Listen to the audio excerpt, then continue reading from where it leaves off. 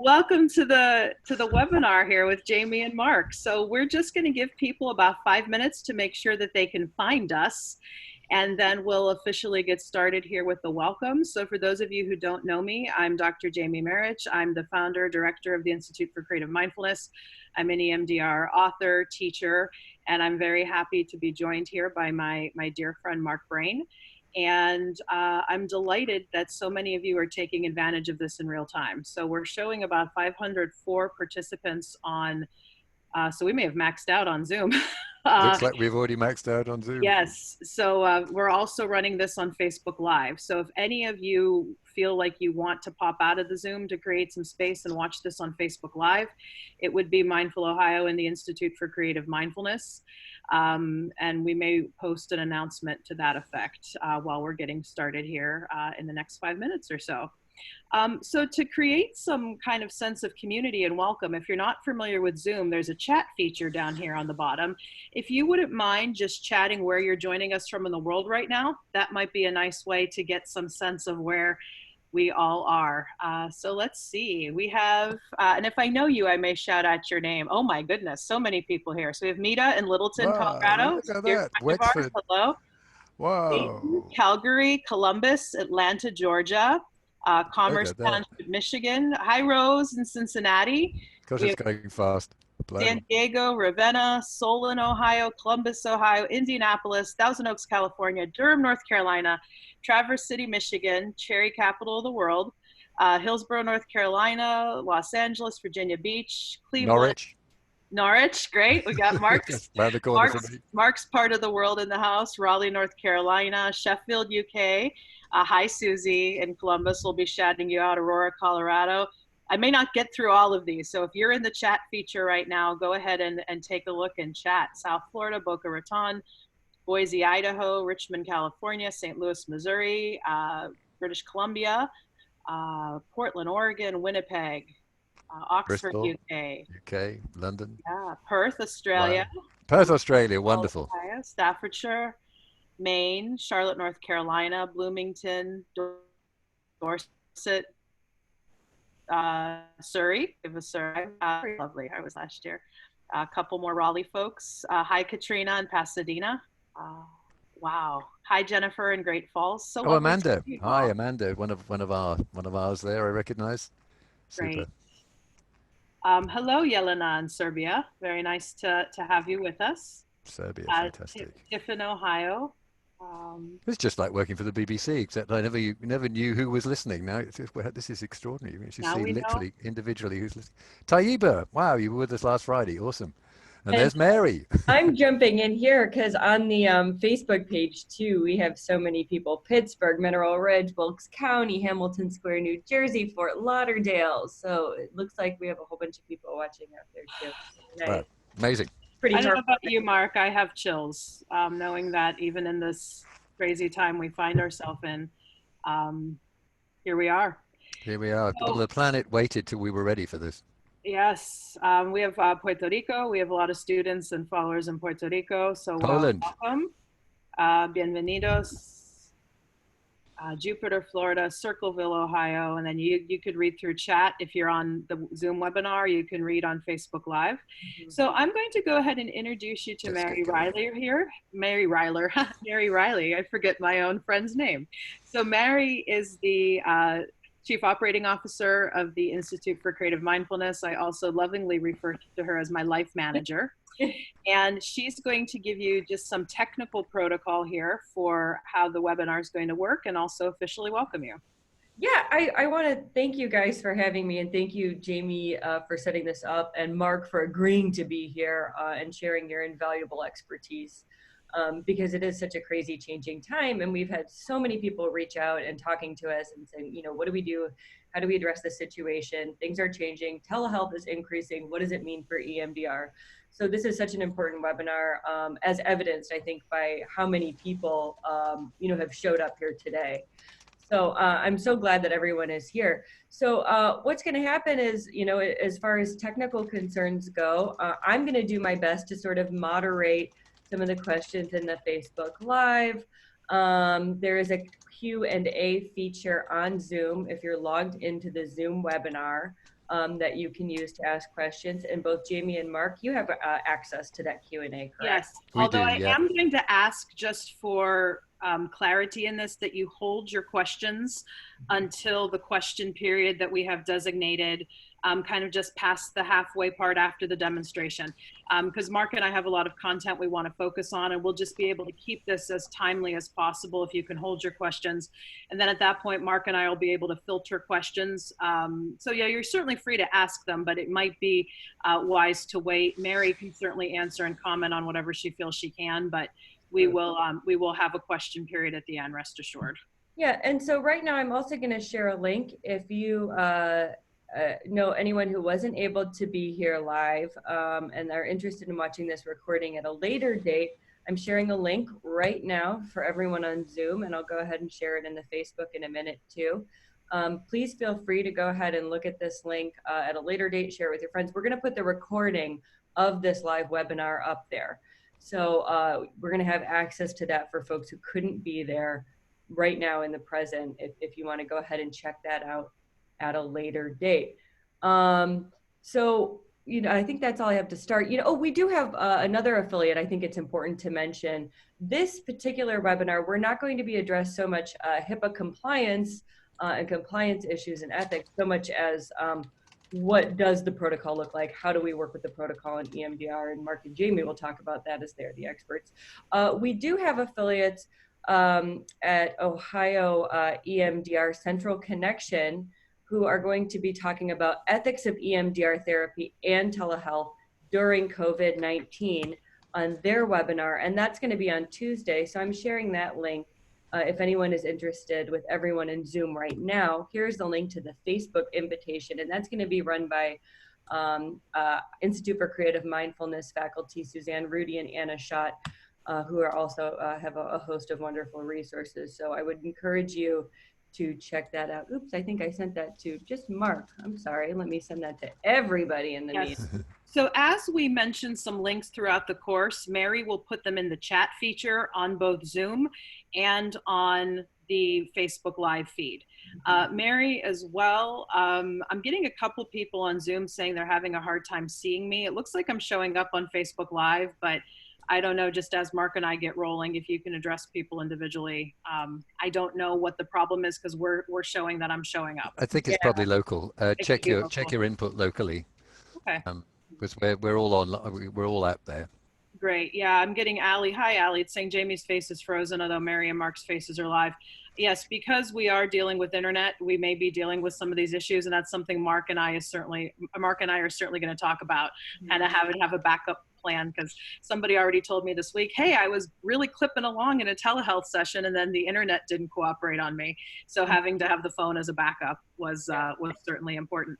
And I would say, if you are having a hard time watching us on Zoom at any point, please go over to Facebook Live if you have Facebook, because we may have a more steady. And I have somebody saying, I see you all just fine. I could see everyone clearly. So yeah, it certainly may be something local. All right, Mary, thank you very much. I'm going to bow out here. I'm going to turn off the video. I'll be around passing out links and all of that good stuff. And I'm going to let you go ahead and take it from here, Jamie, and let you guys meat and potatoes of it. So thanks for all you do, Mary. Thanks, Mary. So as Mary said, what this webinar is not is a finesse discussion about ethics and legalities. Susie and Anna here, who are ICM faculty affiliates but run their own kind of networking group, will be doing a beautiful webinar kind of similar to this, where it's completely free to attend, but we will be posting a link. If you felt this content was valuable and want to make a donation, you're certainly free to do that. We're in this era now where we understand everybody is making some sacrifices because of what's going on. So we do want to make content available free wherever possible, but we also know you understand that operating costs still exist. So if you're able to support this content and you find it valuable, please consider making a donation. So I do encourage you to check, you know, in the US here, we have the whole state regulations. In the UK, there's different ways of accrediting. So whoever accredits you, whoever your license is through, if you have worries about the ethics and legalities, you can check there. And Mark also reminded me in a previous discussion also to look into your malpractice insurance as well, to make sure you're covered on that end for telehealth. we are finding that, to use an American expression, a lot of our regulatory boards are playing ball and easing up with what's happening to account for the sudden new reality in which we find ourselves. But please make sure to check if you are definitely uncertain. What we are hoping to focus on here is really just the kind of the meat and potatoes of how to do EMDR online, because that has been an area of great controversy now for many years, and Mark will talk about some of that. And one of the reasons I asked my dear friend Mark to participate is he's been doing this since before it was cool, since before COVID-19. Long before. Yes, he's been doing it, and I'll have him share that history where he's taken a lot of slack for doing it, as have a lot of people who I've met that have gotten into doing telehealth with the EMDR online. And I've learned so much from Mark just through my friendship with him. And he and I are pretty naturally innovators. We both have a lot of kind of technical grounding in our training, yet realize that in these times that we're in, especially, we may have to make some modifications that hopefully they're done in that spirit of soundness, but to also appreciate, and Mark said something in a previous correspondence that I just love, we cannot make great the enemy of the good. That I understand many of you who are watching this call may have your own standards that you adhere to. I love that. I love standards. You may have your own set opinions about how EMDR should be done and executed. That's great if it works for you and the people that you serve. But times like this do require us to engender some more flexibility. And Mark and I are pretty known for that and how we just approach EMDR in general. So we'll be really discussing from that place. And to that point, I just really want to issue a call for respect on this call, especially when we start to get into question and answer, that you may see Mark doing some things that are like, well, that's not how I was trained. Or you may see me making some comments saying that's not how I was trained. A joke I often make, even within my own program, the Institute for Creative Mindfulness, is you can get 10 consultants around the table who are on the same team or in the same program, and we might all have 10 different opinions on how to do something. So if you have a question about a choice that Mark or I made, especially when we get into the technical demo, you're certainly free to ask it. But I ask that you not do it in a rating like this is an EMDR, this is to be done. Because heck, didn't EMDR start as a trial and error process? And we're in this new world where telehealth might be inspiring us to innovate more. And so to that point, and I'll be making a call for this at the end, be tracking your outcomes, be collecting some data, be documenting cases, documenting what you're doing, documenting your own experience, because this will all be a rich minefield. The EMDRIA standards on using EMDR and telehealth were issued not too long ago here, or using EMDR remotely, and I believe Mary will post a link to those if she hasn't already. I think a lot of people have taken a peek at those. And the essential kind of ruling on those guidelines is there's not enough research, there's not been any research minus one poster at an EMDRIA conference, which was more of a procedural go through. So we don't have the research to really say definitively that it either works or doesn't work doing EMDR remotely, even though there has been growing research on the efficacy of telehealth. So we're in unique times here where we can be gathering a lot of this data. So for those of you who are so inclined, I encourage you to do that. So Mark, let's talk a little bit about how we met and our friendship and your background. So I remember it. I remember it well. I was reminded that America is a very big place when you said, when I said I was coming over to Washington to DC in 2015, I think it was. It was 14, end of 14. End of 2015. Beginning of 15. Anyway. Beginning of 15. It was January. Beginning of 15. That's right. It was January. I was with Laurel Parnell in New York, and I was down seeing friends in DC. And you said, "Oh, I'll just drop round. It's not far." And it turned out it was a 5-hour drive. You know, that's America. You know, 5-hour drive gets you all the way across the UK. But then we met, I think, at the museum. Was it at the museum? We did. Yeah, which of course. Because just for a little bit of background, you know, Laurel Parnell had been a long-term mentor of mine, and even in our discussion, she said, there's this guy you have to meet, Jamie, Mark Brayne. He's a former BBC journalist, and he sees the world kind of how you do. And, you know, because of Mark's background as a journalist, I find that fascinating, Mark, about you and how you just learned so much about trauma through your first vocation. And I was, yeah, for those who don't know me so well, I mean, you're well known on this one, Jamie, and you've written books, which is just so impressive. I'm not terribly good at writing books. I was a BBC and a Reuters foreign correspondent and then editor for 30 years, and did a certain amount of trauma, but certainly dealt with sort of frontline stuff during the Cold War. I was covered the Romanian Revolution, and I was on Tiananmen Square. And biggest trauma of my journalistic life was not being on Tiananmen Square because I'd left China when the tanks came in. But then I was very busy at the BBC helping set up hostile environment training, and as we were doing that through the 90s, especially actually to do with Yugoslavia, Jamie, your home territory where you come from, this Yugoslav civil war at the beginning of the 90s, we became aware that journalists need a lot more awareness about safety. And then I got very enthusiastic about bringing trauma awareness into journalism. So I did that at the BBC and then quit the BBC in 2003 and discovered EMDR, and the rest is history, really. Right. And for those of you who don't know my specific background, I began my career in human services in Bosnia-Herzegovina, which is one of the republics of now an independent nation of the former Yugoslavia, affected by that civil war. My family's from Croatia. And I followed the war keenly because I had family there when it was happening. And then after I finished my undergraduate degree, I went there and I taught English, and that's how I learned about trauma. And it's what got me into this way of living.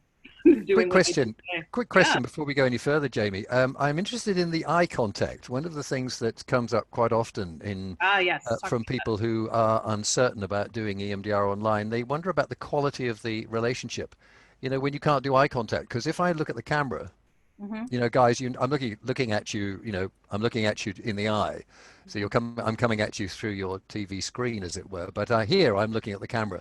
And in the BBC days, you know, when I was doing live broadcasts, you know, I'd look at the camera and I imagine that you guys are all out there behind the camera. But I find that when I'm working online with clients or with Jamie now, so I'm going to switch away from you guys watching us. I'm going to look at Jamie. Okay. Just notice that difference. So on my screen, I'm now looking at Jamie. Now, what I really do, and I'll just show you how I do it, is just quickly, is I have a camera on the top of my screen so that I position the client just underneath the camera. So I'll just quickly show you. I don't want to get too much into technology at this point, but if you look at that, that's my screen. I've got a clock. There's Jamie. And then up here would be me at the moment. So but when it's only one-to-one, you'll have the client directly in the middle of the screen. So the interesting thing about how the human brain works, which has surprised me, is that we adjust amazingly quickly to what feels like eye contact. Right. You're not actually looking at the camera. You look at the client's eyes on the screen, and it quickly feels like ordinary eye contact in the room. Yeah. I just wanted to name that. So if I look at Jamie here, I just so if guys, you know, people watching, I'm looking at Jamie. Jamie, how does that feel in terms of eye contact? I'm in a bit of a weird situation because we're split screen right now. It feels fine.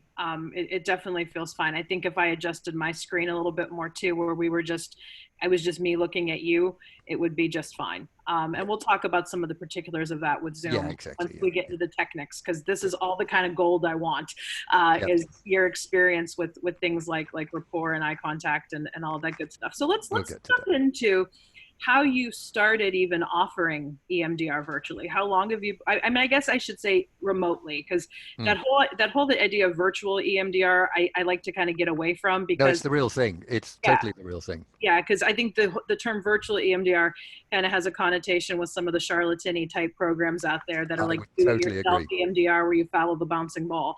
And this is not that. So tell us how you started doing the real thing.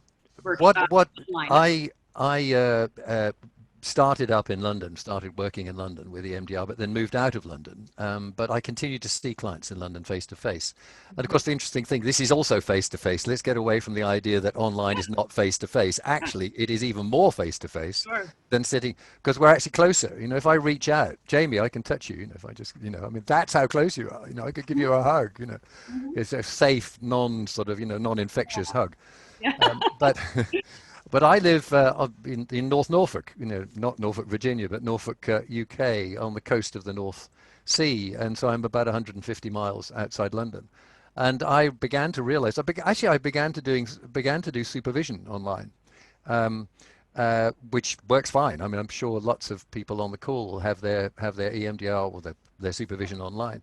But because I come from a journalistic background, I was working very closely to start with journalists and trauma. And of course, journalists all around the world. I was an international journalist with the BBC, a foreign correspondent, and I set up the European operation of the DART Centre for Journalism and Trauma, funded by the DART Foundation in the States. Some very dear colleagues at Columbia, now at Columbia in New York, Bruce Shapiro and co. And I set up the European operations of the DART Centre for Journalism and Trauma, bringing trauma awareness and training to journalism, both the coverage of trauma but also the personal experience of. And I realized I was being asked to work with journalists around the world, and of course I can't do face to face. They're in Moscow, they're in the Middle East, they're in wherever. So I started working online, and I thought, I very quickly realized, quite honestly, it's actually just as good. It's a bit different, quite different in some ways, but in some ways it's even better. So I began to get these extraordinary results. NPR journalists, one or two colleagues from NPR, bless them, we did, and I said, should we risk doing EMDR? Hey, you can do butterfly hug, or I found an app, and then we're using Zoom, and we were using Skype to start with. Then I discovered Zoom, and just one thing led to another. And my wife and partner, I mean, those who know me, she's my first and third wife. We were divorced for 13 years, and it's EMDR that got us back together. Another story. It's on my blogs. But she's upstairs now, actually with a temperature. We hope it's not COVID-19. But she works almost exclusively, Jamie, online here in Norfolk, almost exclusively. And it's not everybody's cup of tea, but we get some pretty amazing results. Yeah, and I think it's interesting to highlight that in a lot of ways it may even be superior, depending on the individual involved. And it certainly can provide, and this is one thing I've always admired when the debates have come up, because even as a trainer, I get these questions, well, can you do EMDR online? And I've always struggled with how to handle it diplomatically, because there are some people who feel so strongly like EMDR should never be done online, because there's, what if people abreact? What about safety feet? And we'll cover all of that. But then, like, my natural devil's advocate is I do a lot of consulting in Australia and Montana, where people may have to drive hours to access an EMDR therapist, for instance. And I think you bring up this idea here of service. So wonderful. So you've been doing it about 5-6 years now, right? Yeah, something like 5 years, 5 or 6 years. And Jutta, my wife, who's originally from Germany, she's been working online. I mean, I've coached her a little bit, but then she's taken off doing it in her own regard. One of the things, by the way, you have a nice big screen. She's got a really big screen, so you really make it personal. You want to get the tech right. We'll come to the tech.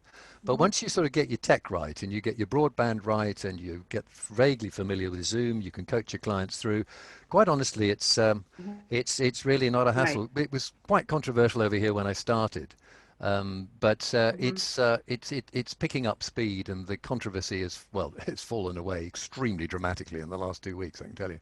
Yes. Interesting how crisis does that, right? Nothing like it. We'll save the politics for another day, but suffice it to say, why I wanted Mark on this call is he's been doing it since before it was cool, and has made the arguments for it. And Mary has shared Mark's link to Mark's EMDR focus site, where you can read some of his backstory on how he's been doing EMDR online and some of the articles that he's written.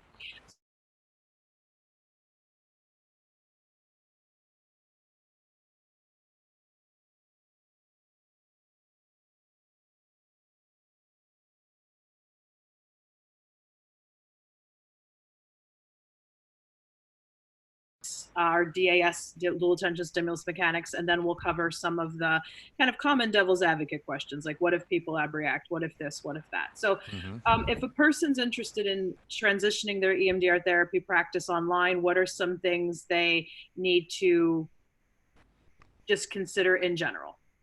Okay, there's a bit of discussion, and some EMDR Europe guidelines came out the other day, so just saying really you shouldn't do EMDR online until you've had a face-to-face, in-person session.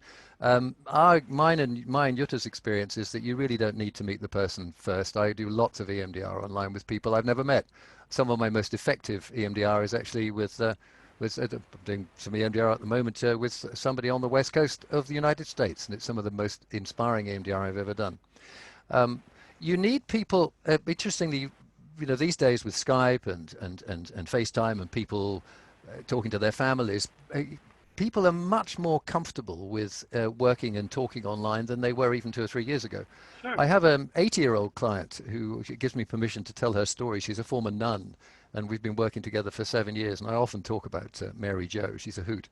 And we did our first Skype session now, because she's obviously can't leave the house. And she was amazed how effective it was. And I'd love to sort of, I could share the email she sent. She was really moved and amazed how intimate it felt and how normal it felt, in some ways even better than. And that's an 80-year-old. Yeah. So the most important thing, I think, is to come into this with your clients with a kind of demand characteristic expectation. Say, hey, this is how I work. This is what I offer. It's a bit experimental. We'll sort of play around. Let's see how it goes. It may be a bit glitchy to start with as we both get used to doing this, but hey, it works. Don't feel that you're offering anything that's second best or a substitute, or so really set it up right from the word go that yes, we're both going to be learning here, and it's actually a profoundly therapeutic experience with clients where you're inviting them into the dance, as it were. Come on, let's get on the floor. Now, I've learnt a few moves. I'm going to teach you the salsa, and I'll stand on your toes a few times. But, when I stand on your toes, please shout, ouch, don't do that. Right. So we dance. Mm-hmm. That's the key thing. I think it's all about the therapeutic relationship. The tech, once you get the hang of it, the tech doesn't bother. Yeah. And I think you bring up an excellent point there, that so many people are becoming less bothered by the technology. I think it will still be a factor for some. And like you said, it's not everybody's cup of tea. And we'll get to that at the end. I have a little note to make sure we address that.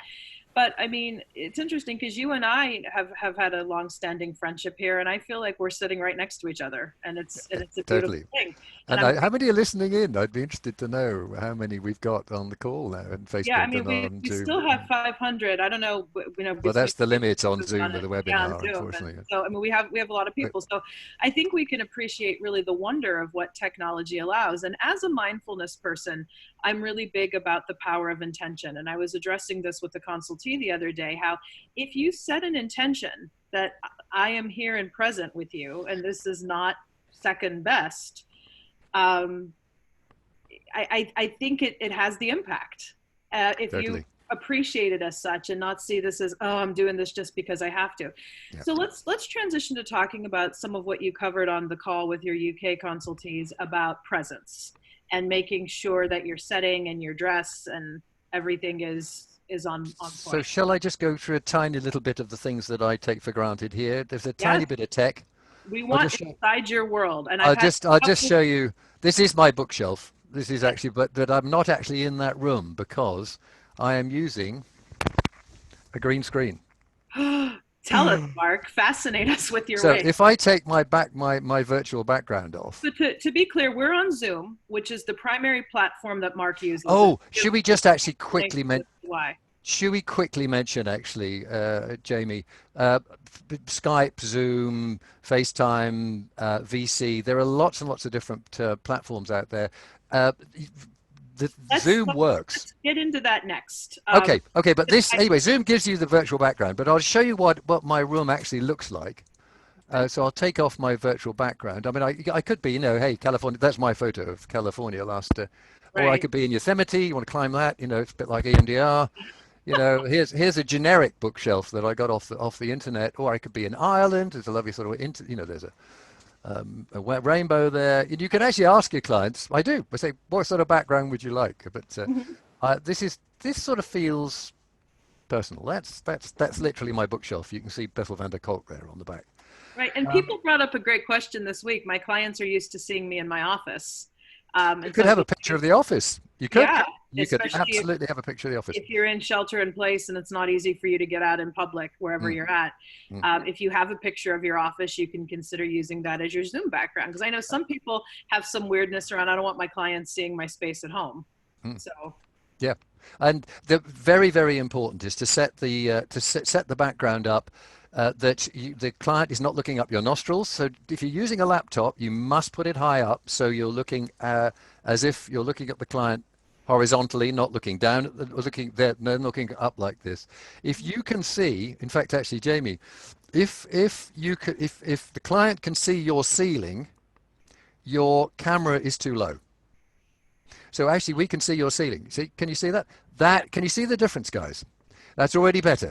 Yes. And you want to position your face about in the top third, but with enough headroom over here. So you don't want to be looking like, you don't want to be looking like, so, Kilroy was here. You just don't want that. You need to be dressed appropriately, Yeah, if you've got a glass of wine, I mean, don't, but you know, at least they can't smell it on your breath. Um, dangerous. Let's not use wine. Let's not go there. But you know, it's as if you're in the room. Treat it as if you're in the room, and you know, have the respect for the client that you would have if you were working in the office. Yeah, can you see, guys, the difference in how Jamie's positioned her? And I just put some books under my laptop. Perfect. Just put your books under the laptop. Now, really important thing, we'll come to the tech, but I'm going to name this right now because I do encourage my clients to use headphones. And I'll tell you why. I'll tell you for why. On the bottom left-hand corner on Zoom, you can see the microphone symbol and a little video symbol as well. The up arrow by the video symbol gives you access to the background, the virtual background stuff. If I change my, if I go off, my answer phone is about to answer. This is my mother ringing. Now, I have it off tech. No, my daughter has picked that one up. Make sure all your phones are on silent. Okay? Really important. Little basics, you know, you wouldn't have your phone going in your office. But I'll show you why I wear headphones, and I ask my clients if possible to get headphones, because then we'll come to the tech of actually doing the BLS. And I use mainly auditory BLS with eyes closed. Works really, really well. And the lovely thing about having headphones, the client having headphones, is that you are in their ear. Now, for those of you who are wearing headphones, watching this, if you notice, you can hear me whispering. That's really, really kind, intimate. And when you're really in a client's process, when you're really working with a child ego state, you're sort of almost telling a bedtime story. It's so intimate. You are whispering in their ear.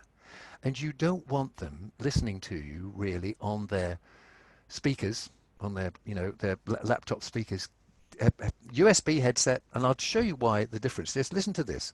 I'll take the headphones off.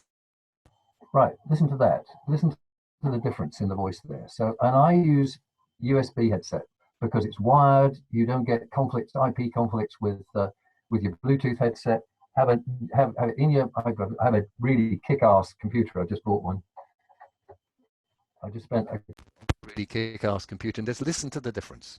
That is really worth having. These things cost about $20. Logitech, the ones that I use. Logitech headset H340.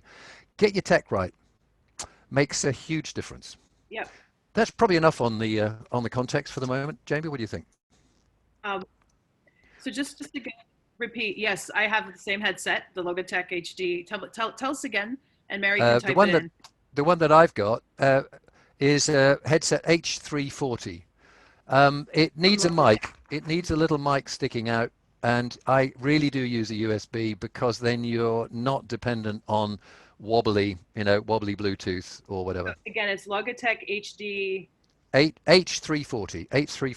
Great. That's the one I use. In the chat for everybody who's asked to repeat the brand. Yeah, and I got a set of these a while back for a lot of my webinar work that I do. A presenter asked me to get it a set, and I've really, really enjoyed them. And thank you for that comparative with the other really important thing to highlight is that the way I do the BLS, and you know, I think perhaps actually, Jamie, should we just talk briefly about how to do BLS? Let's hold that for a minute. That's the next area of discussion. Okay, right. Let's just get other general techniques out of the way, like even if EMDR wasn't a factor. So we talked about the importance of the headphones and sound. Some people ask, we're not here to do a whole Zoom tutorial. So if you get Zoom, play around with it. That's what Mary did this week. But tell us why you favor Zoom. Okay, one thing I will say is when you position your camera, you make sure you've got no light source behind you. Right. I have lighting. I actually have studio lighting. Look, I've actually got a studio light over my, that's about $30. And I use this desk lamp. And I've got a desk lamp here. Yep. So make sure your lighting is good. Really, really important. So you see my face is reasonably lit here. It's a bit because actually you're in a studio. So why do I use Zoom? Zoom, I think, is the market leader in the sense that there's all kinds of sophistication. You can record it. You can set up individual stuff. You have personal meeting ID. One of the key things, it's encrypted end to end. You need to go onto your settings and make sure it is encrypted end to end. It's compliant to the various standards, that confidentiality standards. And I would just add a little insert to that. In the US, you can get the HIPAA compliant rider on top of it, which Susie and Anna will be talking about that a little bit more on Tuesday. But that's why a lot of people here in the US like Zoom, because not only is it souped up for meetings and works great for consultation and all of that, but if you are using it for telehealth, you can get that component with the HIPAA compliance. Go on. I also find they're a really nice bunch. I think in Palo Alto, they're great for service. And also the key thing is it's direct to the client. They do not have to be a member of a social network. And you can set it up. You can set up your meeting in a Google Calendar or iCal, and you can invite them through your calendar and they will get the Zoom link. It could be a random Zoom link. Oh, set up waiting room, by the way, so that people don't come charging into your meeting by, to sort of gate crash your meeting. Yeah. But it gives you lots of different options, and you just email the link to the client and they click it and they have to download a little bit here, but Zoom takes you through it. And it's not a Zoom tutorial, but these are the basics that need to be borne in mind before you start doing it. So get yourself basically familiar with Zoom, but then you learn it on the fly with the client. I've never had a problem with clients. Freezing, it does sometimes freeze, and sometimes you just have to pause and just let the thing catch up. And I would just say, I'm getting some comments already about kind of the priciness of the HIPAA compliance for Zoom. We have other options, and Susie and Anna will cover some of this, and you can look at what some of these other options are. But part of it is if you're going to be dealing with such high volume, and it's interesting because they've waived here in the US strict HIPAA adherence with everything that's happening. Although something else Susie and Anna are going to talk about is that's fine in a transitory period, but you ideally want to get yourself on a platform here that is HIPAA compliant. If you know you're going to be doing more volume, the $200 a month may pay for itself. Over here, you can use if you're just doing one-to-one sessions, Zoom is free. Right. Oh, it's HIPAA. You have to cost for HIPAA. The US, yeah. And I'm in the UK, we're okay with that. And I'm getting a couple of questions here that I'm not really competent to answer, and I want to get into some of Mark's knowledge here. Like, what do you think of Doxy for EMDR? I know a lot of people in our network have been using Doxy this week. Velma posted NASW has a list of compliant sites.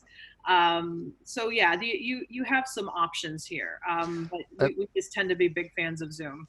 Yeah, what a colleague here is just pointing out that the NHS in the UK doesn't use Zoom. In fact, I do a lot of supervision for our local NHS healthcare trust, and we have to use Skype for business, and it's fine. It hasn't got the range of, but it's fine. Right. Skype for business is we do some good work, but Zoom, you've got much more agency as a therapist with Zoom. Right. And I think the key is because we're not endorsing, I mean, it sounds like we're endorsing Zoom because we're using it. But the key is find a platform that's going to work for you, do your research. And like, if you land on Zoom, we're not giving you a whole technical tutorial of Zoom here because you can do that yourself on your own time. Marich, who's hosting our call, she became a Zoom expert this week. There's online videos you can watch on the finesse of how to use Zoom or Doxy or whatever platform that you may be working in. And like Mark said, I think the real, nuts and bolts technical basis is have the good headphones that we mentioned. Make sure your laptop is set up with a good mic input, but having the external mic here helps a great deal. Lighting is another huge basic. Spacing of the camera is another huge basic. Before we get into the BLS mechanics, Mark, is there anything else you could think of just in terms of the nuts and bolts? And somebody has a question here, Mark. What camera do you use? Is it just the internal camera of your laptop? I've got a tower and I've got a big screen, and it's worth investing. One of the things that we discover with the background is if you have an old laptop, the old laptops won't do a background. It's worth investing in good kit. I use a little webcam that sits on top of the on top, so I can pick it up and move it around. Not that I do that with clients, by the way. So the thing about if you use the laptop. If you use the laptop camera, the temptation is going to be to have the laptop too low because it's a little bit awkward to plonk the laptop on a great pile of books, because you're used to using a laptop down here.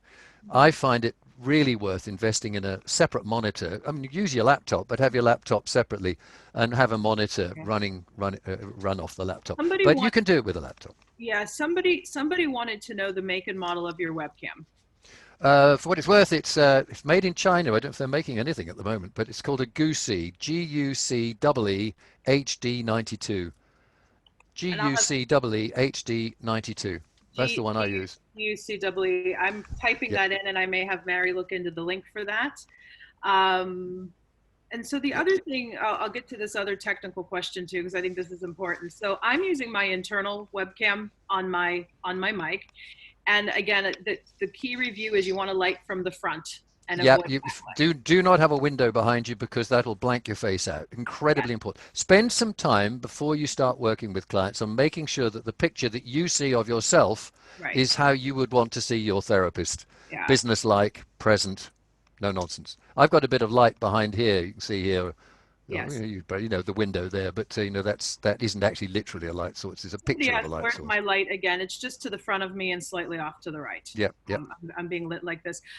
The other thing I want us to discuss for technicality, and I'm even realizing today on this call with some of the blips and freezes we've had, that I want to, do a wired connection instead of the wireless connection. So talk to us about just internet issues in general.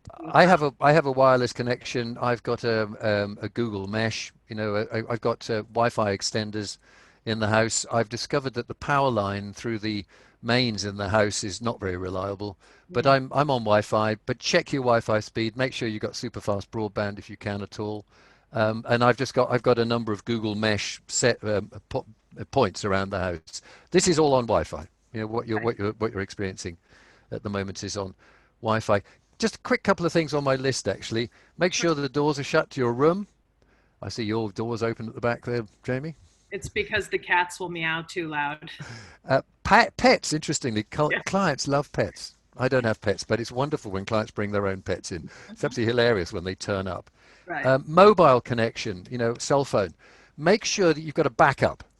And if a client hasn't turned up, you give them the link, and then if they haven't turned up on time, only give them a minute or so. Don't wait. Give them a call, and you can use WhatsApp.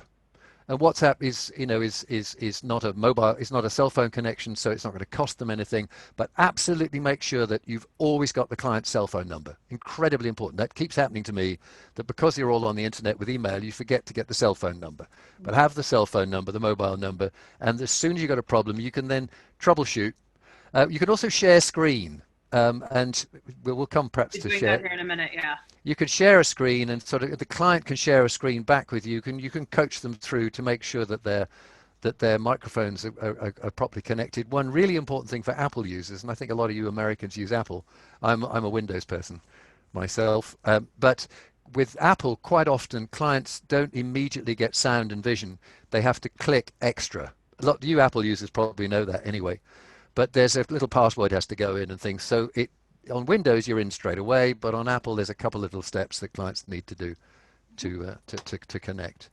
So let's move into, I think, a topic that's hot on everybody's minds, which is the actual application of the bilateral stimulation. A lot of us now are referring to it as dual attention stimulus. Yep. I just call it bilateral dual attention stimulus. Well, I call it, Jamie, DAS. Dual attention stimulus is a wonderful term, and that embraces the past and the present, the then and the then and the now, the here and the there. But the BLS, I still use BLS for the physical, the actual sensory input, which is the piece that makes EMDR different. And you and I had this marvelous discussion, I think, one of my UK trips, about how the BLS is actually what you're applying, but the DAS is what's kind of going on. That's right. Now, the way I do it, I'm going to simply plug the app that I use. There are lots of different ways of doing it. There's loads of stuff online. There's YouTube videos, all kinds of stuff.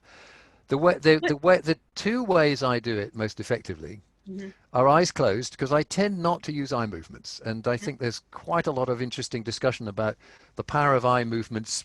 Yeah, eye movements are very, very good at desensitizing, but I find that a lot of my work is attachment informed. It's working with earlier imaginal childhood experiences where eyes closed, you access to the whole, right brain and hippocampus and stuff. So I work eyes closed pretty much exclusively, but that's another subject we can talk about.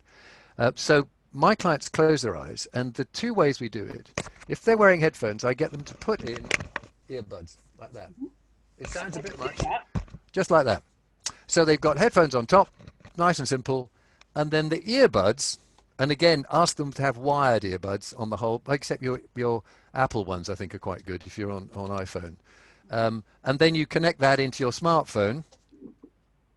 And on your smartphone, there's all kinds of BLS apps. You can find EMDR on the Google Play or on the App Store. The one I use is a thing called BSDR Player, bilateral stimulation, desensitization, and reprocessing. And on Windows, yeah, that's right. That's awesome, Mary. Thank you, Mary. Wow, look at that. Yeah, that's on Apple, and on iPhone it looks like this. If I can just show you on the screen, if we can have the screen back, Mary. Where we are, by the way, we are also learning, how to do this thing. So I'll just show this on this is what it looks like on Android, and the language is different. It's an absolute bugger, because BSDR Player on iPhone has the top is called Gap, and on Android it's called Frequency, but it's the same 4 sliders.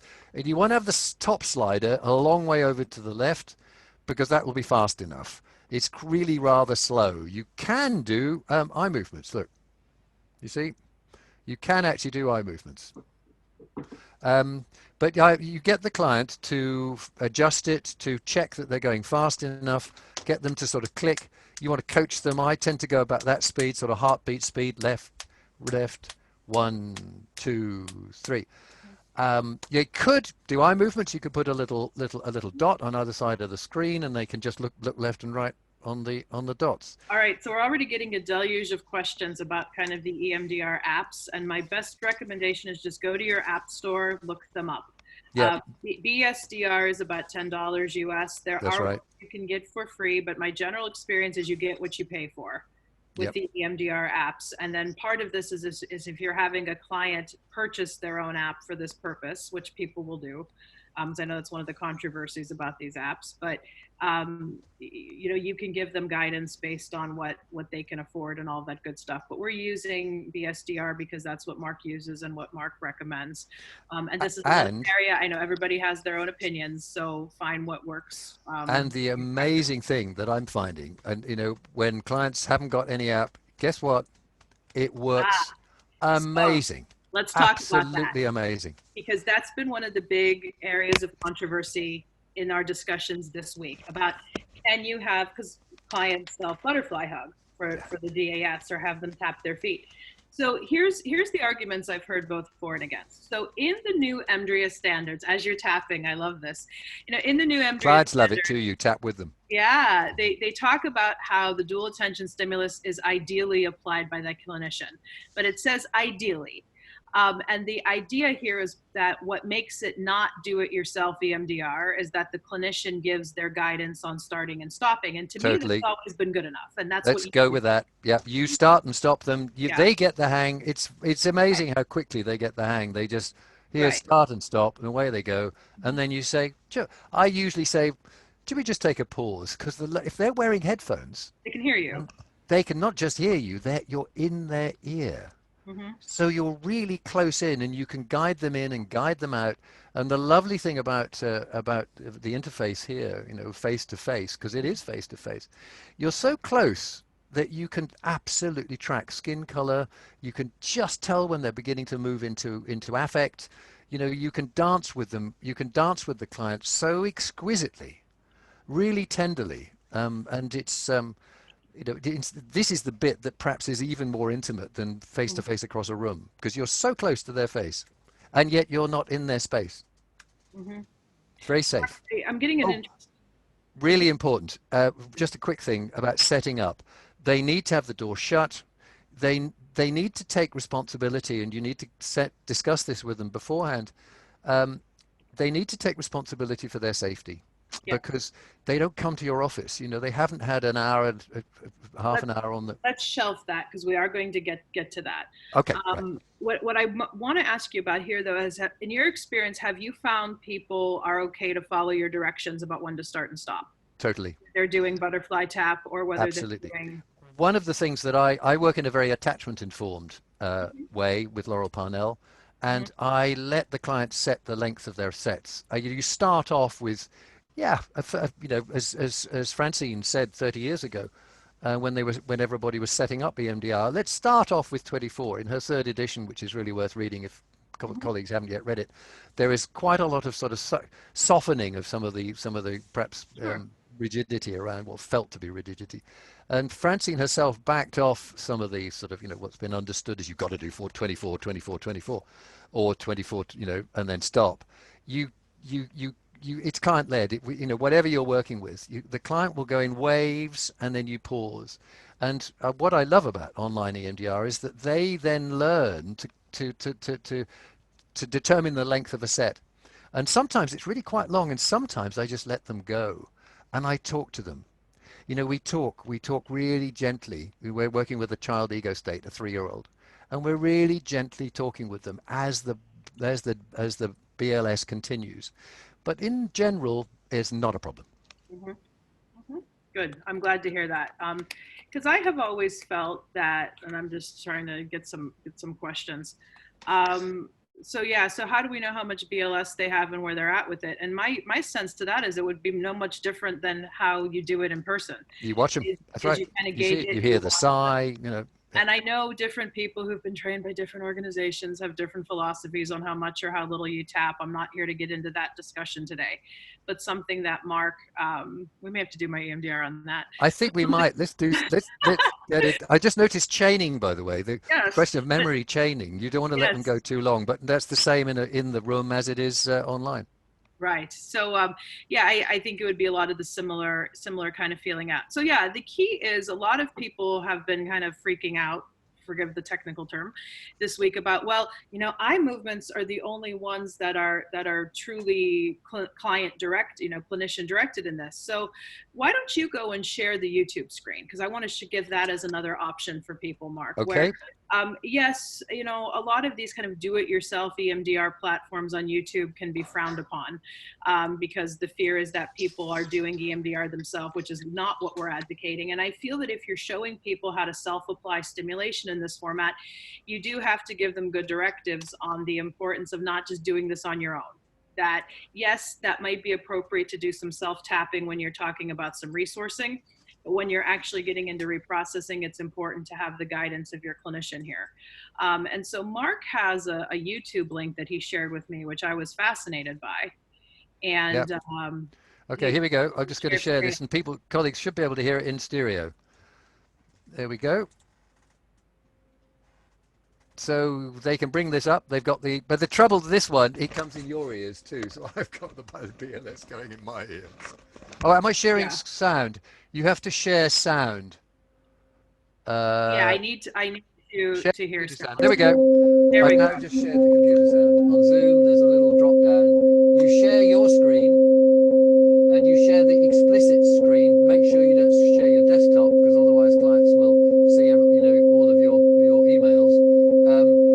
This doesn't give them access to your machine, but if you just share that screen, you can start and stop it.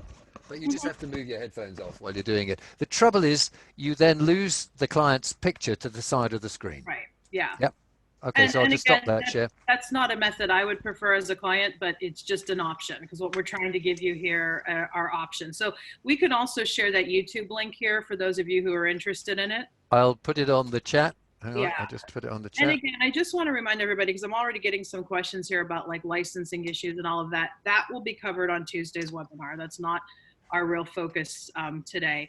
Some people say, how about using a metronome app? That can be great. To also notice if there's, a subtle lag with the sound and visual. So the key here is, wide moving dots versus fingers. It's just the same, like with why do we do finger EMDR versus get a light bar? So, I think a lot of these same questions that you're all asking for online are some of the same questions we ask when we're doing in person too. If they've got a big enough screen, Jamie, you could probably even do this. Yeah, so go ahead. Stay where you're at because I do want to demo this. Yeah, but I'm following your fingers just fine. How does that feel? I don't do this because it's not good for my neck. But I could have a wand. I haven't got my wand here, but a wand, which works really well. JJ Popke uses a wand. If we're setting up the positioning, now let's demo this. Go back to where you were. How's that feel, Jamie? Good. Yep. And you've got enough. You're moving ahead a bit. Just the eyes. Yeah, this is why I don't do eye movements, which is why I've been pretty passionate this week by saying we can't just throw eye movements at people and saying this is the only option. And there's other programs people have been using for eye movements, because I'm a very tactile person. I usually process with buzzers or with this. So Mark, even for our demo, I'm grateful that we went over the sound app capability, but I think my choice here is going to be to do butterfly hug, because that's how I. Okay. A colleague of mine has this is not a commercial yet, but a colleague of mine here in the UK has got an app with buzzers that we can buy and send. We can order. It's not ready yet, but in the next few weeks it's going to be available. That we can order buzzers online for the client and have them sent to the client, where they hold them and you can start and stop them remotely. Yeah. How about that? Lovely. I know there's a lot of people working on that tech. So, whoever gets it out, awesome. We're nearly there. We'll see how this all develops. So let's move along, because I want to talk now more about clinical issues. So probably, I think we've kind of addressed this whole thing of self-administered versus therapist-administered. And my clinical opinion is that it's fine for the client to provide their own tapping, as long as you are directing when they start and stop, and that meets the EMDRIA standard kind of what constitutes EMDR. Quite often they'll stop because they know that they just want to say something. Once they've got the hang of it, they will stop. It's organically, and it's very attuned. Lovely therapist client attunement. And again, client, we do that in real life. And this is real life, like you said. Anyway, okay, so let's also talk about here, another common devil's advocate is, what if someone abreacts? Good question. I've done a lot. I've never had a problem. I could show you a clip. Last week I showed it to some colleagues with somebody I was working with. She might be online with us today in Canada. Boy, did she have an abreaction. We went back to a 5-year-old memory of just being all on her own all on her own and nobody there, and she just wept and wept and wept, and tissues and tissues and tissues. Always make sure they've got tissues. Always got to have the tissues and glass of water present. Yep. Because you got to make sure they've got the tissues, because you don't want them in the middle of a abreaction and they've got nothing to do with it. Right. Abreaction and dissociation. Dissociation, again, you've got to set it up beforehand. You've got to make sure that they're safe afterwards. But I've, just in my experience, I've not had trouble. You wouldn't work with somebody who is seriously DID, who's going to go into an alter, who's going to go into an extreme altered state. You obviously got to be slightly careful about the choice of your clients. But the vast bulk of clients, you can work with them. They might abreact. In fact, what you want, isn't it? It's working when they get a good old abreaction. The dissociation, you can have them screw up a ball. You can't obviously chuck the ball at them, but get them to sort of have a ball and throw from one hand to the other. Look out the window. How many red buses do you see? The usual sort of things you use to bring people back into the room. So it's a legitimate issue to raise, but neither I nor my wife have had any issues yet with abreactions or dissociation that we couldn't handle in session. Well, yeah, and I think my feeling of it is if you're comfortable working with dissociation and abreaction in person, the translation wouldn't be that difficult. That's right. Because I've done quite a bit of telehealth outside of EMDR earlier in my career, and I think the key was have your safety guards in place, know kind of how to alert emergency services in that area, wherever that may be, if a person has leaving the session and you sense that they're not safe. But I think a lot of this is definitely covered in screening to be able to yeah. Again, most of EMDR online is just the same as if you were seeing them face to face. And what I want to emphasize is, whatever your standard operating procedure is for doing EMDR in person, I really think it's a natural translation. Like I had somebody kind of make a comment here about, they're a fan of Flash, which I'm not necessarily, but Flash can work very well. Phil Manfield, I met him in San Francisco. We talked a lot about that. Work fine online. Yep. And so I feel like if that works for you in your office, it'll work for you here. Totally. Dissociation is my specialty, and a lot of the same precautions that I would take for managing dissociation, I would take in an online session. So having your sensory objects near you, rolling up the ball, and you can throw it at the screen, or rolling up the ball with paper. I tend to lean towards, and this may be a different, difference of opinion and operating, that I tend to lean more eyes open for people who have a history of dissociation, because it can keep them more attuned to the here and now, Yep. and that Yep. level of dual attention. But Totally. also, I'm a big fan of, you have to feel it out case by case, to know what that client is ultimately going to need. So One little thing just to add, what I really appreciated about Francine's third edition is that she makes very clear early on in the book that every reference to eye movements throughout the book should be understood as a potential reference to auditory or tactile stimulation as well. In other words, the hierarchy is less rigid than it used to be. yeah, It's not just eye I'm not, movements. just to let everybody know, I'm not, I'm not looking at all of these chat questions in detail. I'm just seeing a No, couple of them as they're popping up. We'll me do a too. formal Yep. Q&A Yep. here in a bit, but somebody asked about psychometrics. Susie and Anna in their Tuesday night webinar will be talking a little bit about how to do client intake online. And so that's an issue too. And in terms of doing screenings, Mark, have you ever done anything like a DES or any type of screening with the person remotely? I have a DES awareness in the background, and if I have a sense that there may be a dissociative response that might get triggered, we discuss it, as we would in session. I do use psychometrics. I use ITQ, the new it's complex PTSD as well as PTSD. It's ICD-11 compliant. It's a really good form. I use the PCL5, which is DSM-5 compliant. I use the ACE questionnaire, sort of just usual history taking. But I do work in a very attachment informed way, so I use a lot of bridging to identify targets, which we'll get to. And we're going to show you all here in a I'll show you how to do it. Yeah. Mark works. Mary, would you just put up the link, please, for ICM's addiction and dissociation resources? It's under our EMDR tab, because dissociation is the area I primarily teach on. So I have a lot more I can say on that for in person. That definitely would translate to online as well. Okay, so I know that. What this is the moment we've all been waiting for. This is the moment. You're going to see Mark work on me, and I am. And this is for real, by the way. This is not scripted. This is absolutely real. Totally for real. And Mark and I, we have a slightly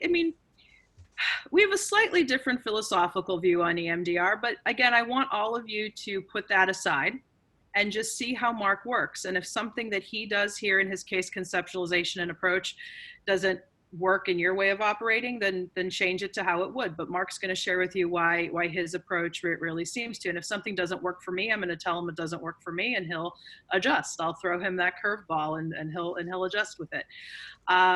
So yes, we're going to do butterfly tap. Okay, that's good. Because it is I'm going to take my malas off. I'll just explain how I coach clients to do that. I say, take a hold of your shoulders and sort of get a grip on your shoulders like that, sort of really quite high up, and then relax, and then leave the base of your palm, your wrist, just touching your sort of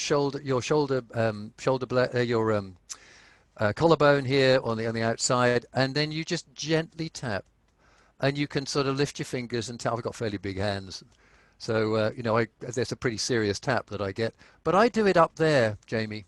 I do it right across here, right the way across. In other words, so here's where I'm going to devil's advocate you. I'm probably going to take it down a little bit because I have boobs, and that's not comfortable. That's one thing nobody's ever mentioned. That one. Good point. Yep, I don't. So, and even when I do butterfly tap in person, hi Danielle, I know you liked that comment. I'm keeping it real, because I tell people to kind of feel like I love the whole idea of giving yourself a hug, but to work with the client to find. Fine, that looks good. I'll mirror it. It's rather interesting. So you do this, and the client can see you doing it as well, and it's very, very attuning. So yeah. Mm-hmm. Okay, so we're going. So you tell me. Well, I take you away. I'm in your hands. A lot of you who have seen my YouTube channel know that I have been willing to do my own work on camera, and this is no exception because I got a doozy of an issue for Mark. So, Jamie, who I trust. And I really appreciate the chance to do this live in front of a global audience. Amazing. We got somebody in Jakarta just now, I noticed, which is wonderful. Lovely. Let me just very briefly set out what's distinctive, what the approach I take to EMDR, which is completely standard protocol compliant. But I like to see this as the 8 phases, the 3 prongs, the AIP model, as entirely coherent with Francine's understanding of how and why EMDR works. I work very closely with Laurel Parnell. I bring her over to the UK to train, and I do a 2-day workshop in her model of attachment-focused EMDR. The focus is I understand in terms of case conceptualization that so much of what clients bring is actually to do not less with what happened to them, but the meaning that they made of it. And I personally talk about 4 levels of trauma. There's what happened to them, there's the meaning that they made of it, which is attachment informed, then there's parental stuff, which is introjects, the internalized mother. Then there's intergenerational, and that's a piece that I'm doing a lot of work on at the moment, where you're carrying a whole story that's about your tribe, about your culture, about the history of your people. And I'm working at understanding case conceptualization in these 4 domains. I find really useful. So I always resource, and I'm going to do a quick resourcing. And with Laurel Parnell's approach, I do a special place. I do 3 or so nurturing figures, 3 or so protective figures, and a wisdom figure, maybe 2. And it creates a frame in which the client will then experience and have tools to deal with the attachment-informed distress that's still stuck in the system. I use bridging. You can call it float back or affect bridge. Laurel just calls it bridging as my primary target identification tool, because quite often a client will come in and say, I'm distressed in my relationship, and I know it's to do with my mother. When I was 10, or I was bullied at school. Yes, it's certainly part of the story, but I find that using the bridge quite often takes us in just next door, and I use bridging up front as a proactive target identification tool. So I'm going to use it with you. Yeah, and in ICM we use a modification on float back, so yeah. we're more or less on the same page. Personally, kind of as it flows into the whole treatment plan, of course. I know that Francine, talked about float back. I personally don't like the term float back with clients. We know with supervisees, fine, but with a client float back, it sounds a bit too disconnected. A bridge is solid. It's got a solid a pylon here, a base on this side. You go across and there's a base on the other side. So, and also I work with Laurel's simplification of phase 3, and I don't stress the PC up front, and I don't worry too much about numbers, especially when we're dealing with attachment issues. So let me pause right there for those of you who it's a big one. My ICM world or in other programs. If you want to use the scales and numbers, use the scales and numbers. Totally. I'm not by doing this endorsing, we don't have to use scales and numbers now. I use the scales and numbers at the end. Yeah. I emphatically use the VOC and the SUDS at the end to sort of tap in phase 5 and phase 6. Yeah. So should we go? Let's go. Okay. I just had to give my politically correct disclaimer. It's incredibly important that we understand these ways of working are all EMDR, standard procedural steps, standard protocol, if you like. We're all on the same page fundamentally. Especially now, we really need to work together. Amen. Okay. So I'm going to just start, Jamie. We won't spend a lot of time on it, but a special place, safe, calm. What's your special place? Lake Bled in Slovenia is one I have pretty well used. Okay, so, and let's just tap that in, shall we? I don't talk about installing, I say tap it in. Do you want to just go to Lake Bled, notice the quality of the light, the colors, the landscape. Notice what you can hear. It's interesting because I'm wondering what they're all doing there now. Just tune in. You feel free to go slightly faster. I tend to go roughly the same speed, interestingly, whether I'm resourcing or processing. I go sort of roughly like this. Left, right, left, right, left, right. And I find it quite important to coach the client in the speed because they don't know how fast to do it. So that's good. Can you feel it firmly enough? Yes. Thank you for the reminder, though. I'm pressing down a little harder. Yeah, you really want to feel it. And also, the special place tapping in coaches the client in how to do the BLS so that by the time we get to process something, they know what they're doing. Okay, say when? Oh, it's good. It's there. I mean, it's a pretty For everybody, so you know, we're kind of doing an express version of this with Yeah. clients. You might need to spend more time building Oh, these. you definitely spend, you know, A lot of you but you know don't need about, to spend a whole session. I do this really very, very efficiently. You know, take your time, but this isn't massively slower than I would do it for real. I had a hashtag search term. Lake bled, bled. What would be your hashtag? I You like close your eyes, you know, oh, like blood. I just say like like blood bled, like bled. and There we I go. And smile. that's then you can check it in, you know, in standard protocol terms. Check it in. You can test it. Hashtag. I Hey, like hashtag instead of the Q word in this day rather and than age. It's keyword, marvelous. most clients get it. Right, let's just do, I do 3 or so nurturing figures with the qualities of warmth, tenderness, gentleness, kindness, support, and they can be real or imaginary, human or animal, historical or contemporary, from literature, people you know, of whom you know, animals, you know. So who would you like? 3 figures. I have a pretty strong circle that I use. One is Wonder Woman. That's probably a protector figure. Would that be a nurturing figure or a protector figure? Both. She has qualities of both. Both? Do you want her on both Yeah. teams? Wonder Woman doing both? Let's have a couple more nurturers. Real? So nurturing would be my Jewish mother, Sharon. She's not my blood mother, but Sharon?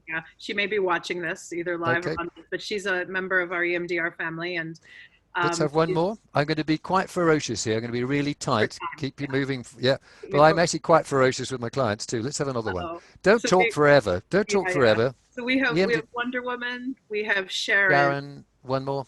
Um, I have a list I prepared earlier. I yeah, have no, no, a no. brochure with examples that clients have brought in the past Yeah. around nurturing figures.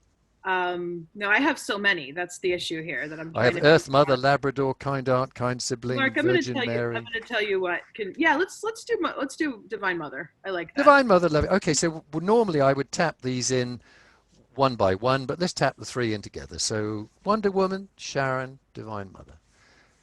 And this is for real. People watching, this is for real. So Jamie, really connect with these guys. These are on your These support team. women. These women. Men can be quite nurturing at times as well. You are Mark. I'm gonna. You're here with me too. I'm tapping you in. Okay. Say when.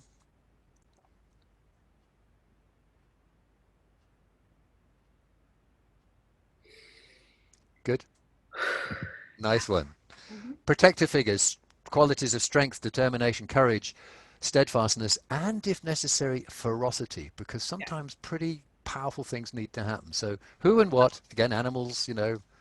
Hannah Senich, the Hebrew poet. Hannah Senich. Mhm. You've got Wonder Woman already. Yeah, we'll put her on this team too, One more. and Protector. You know, actually, I'm good with just the 2 of them because That's we'll good. take too much I get time on hung up on this, but you my hair. definitely need Yeah. more than one. I like to have more than one. Mhm. So let's just tap them in. Hannah and Wonder Woman, do them together. I mean, we're doing this much faster than usual. But I'd still be done in 10, 15 minutes. You know, I don't take too long. Mhm. Say when. And Mark, And a once you have wise.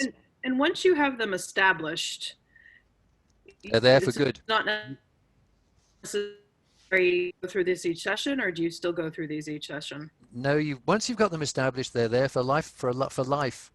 And Okay. sometimes individual members get the sack. Be careful with family members because there might be ambivalence around that. You know, be careful. You know, these qualities are reasonably pure. They can be imaginary or real. Mhm. But once you've tapped these in right at the beginning of the treatment, Right. these guys are available, and people often say this is the best bit about EMDR. Right. Right. A wise figure. A wise figure. Um, I'm going to bring in the spirit of Dr. Shapiro wherever she's at. Yeah, let's tap her in. Tap her in. Come on, Francine. You were amazing what you did. She's with us. Thank you. And now tap the whole team in. With an awareness of Lake Bled in the background, you've got Wonder Woman Sharon. I often remind people, Divine Mother Hannah Senich and Francine Shapiro. There's your team. You never know when you might need one. Or 2, or 3, or the whole caboose.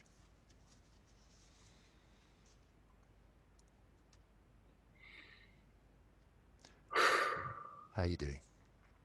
Well, Good. I do when I quite often just use the technical term. The eyes, clients have got their eyes closed. They just say when, Mm-hmm.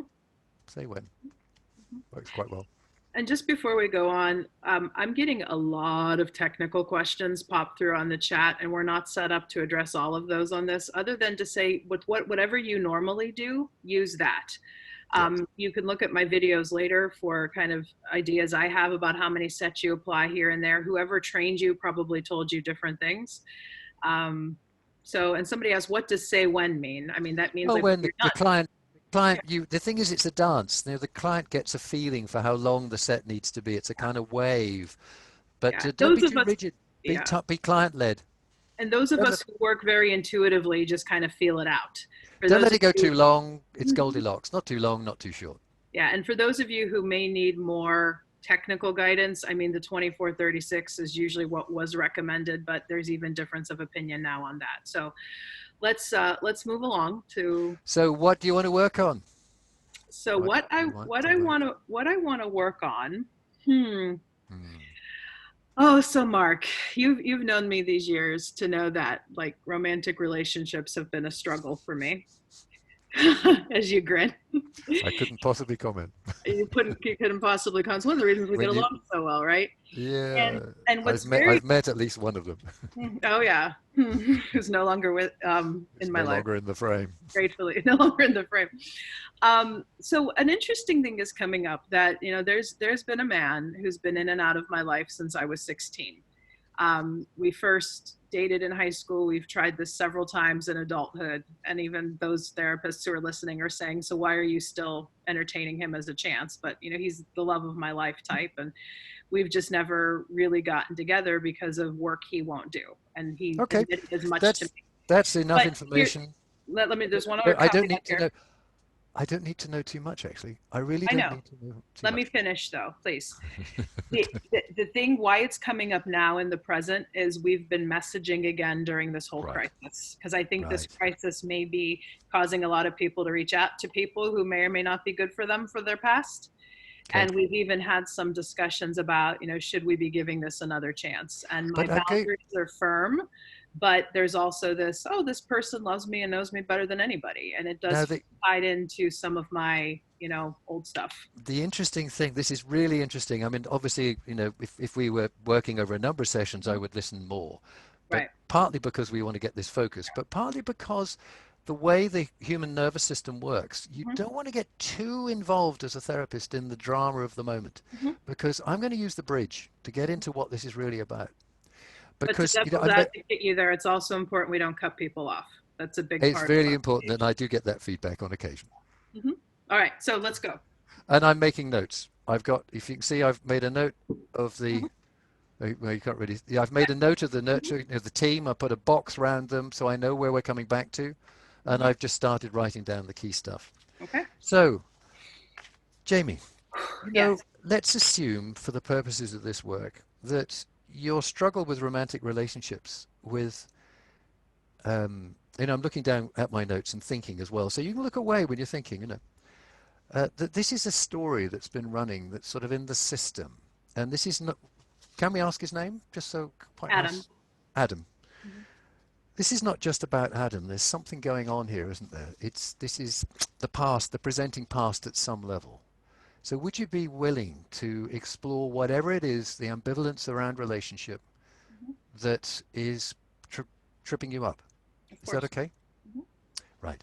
So what I'd like you to do is close your eyes.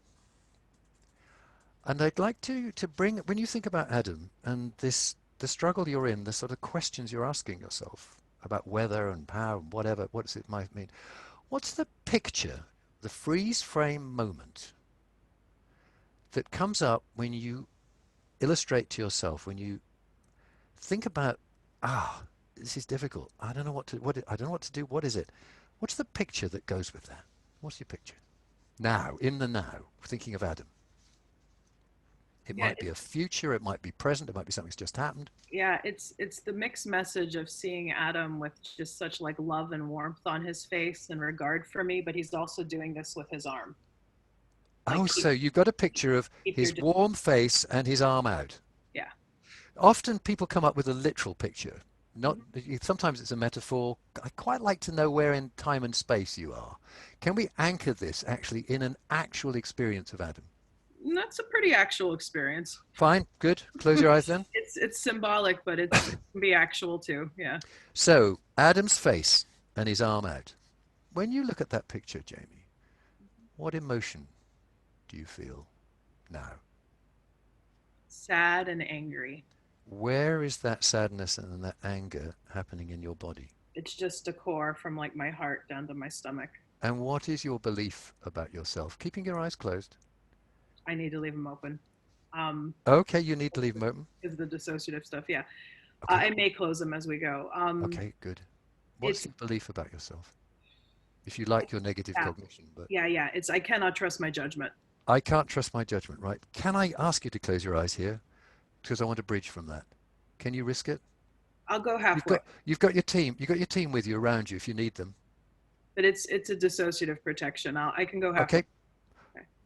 Taking that thought, I can't trust my judgment, feeling that sadness and anger in your core, looking at Adam's face and his arm held out. Now, drop back in time. Go back as far as you can without censoring it. Mm-hmm. Just take a moment. Yeah. Where do you land? It's my dad. First place that comes up. It's my dad. What age are you? I can't exactly pinpoint it because this was a pretty consistent experience. Can you go sort of early and big, a real experience of your dad in time and place? Can you see him? Where are you? Where's little Jamie?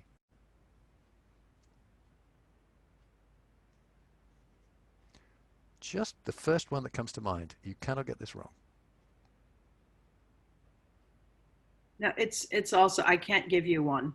I know you want that, but I can't give you one. It's because it was a consistent thing with my dad. Just take one. Just take one random one. We need a place to go back to. We need a target to go back to. Ideally below the age of 10 in this case. Or whatever comes up from childhood.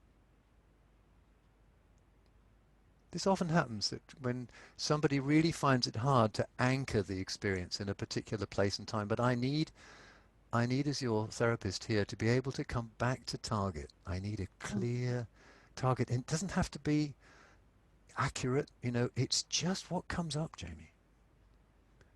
Have you got your tissues? This is powerful stuff. No, I mean, I can make something up for you, but that would be fine. That would be absolutely fine. But the reality is like, that's just kind of who Dad was as a person. But that's fine. Make it up.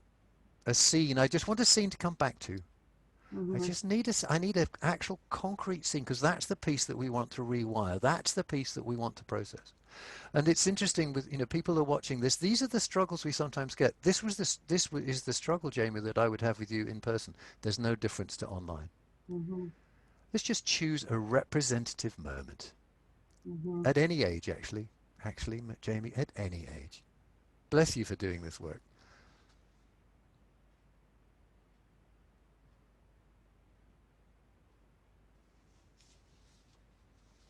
This is just how I do it. There are other ways of working with this where we could just start and see what comes up. What we could do, Jamie? Yeah. Should we just start the tapping and see? Just start the tapping and see what comes up. Here's where I'm battling you. I don't want to go a literal memory because I work a lot with symbol, with things I can't, and the reality is that picture of like kindness on my dad's face while also being kind of cruel. Have you got that picture? Have you got that picture? Great. Picture. Roughly what age would you, roughly? Any age. Should we choose 7? Can we choose a 7-year-old memory? Because that's when the frontal cortex comes online and we start. Let me see. Can you see where you are? What house you might be in? Just the house. Stop. I have something we can use. Great. I'm about 3 years old. There's a clear image that has come up as we've talked this out that Great. I definitely go with. And actually in this image, it's not of my dad at all. It's me sitting in a chair, kind of doing this, resisting. Okay. The Can way you see the room you're in? Brilliant. Let's go with this. This is why I use the bridge, because sometimes it's not necessarily what you think it's going to be. Your 3-year-old self, Jamie. Brilliant. Well done. Have you got a picture? I have a picture. The distress is moderate. And what are you feeling? What is the emotion? It's just sadness. It's That'll frustration. do. Where are It's you feeling stuck. the sadness in your body?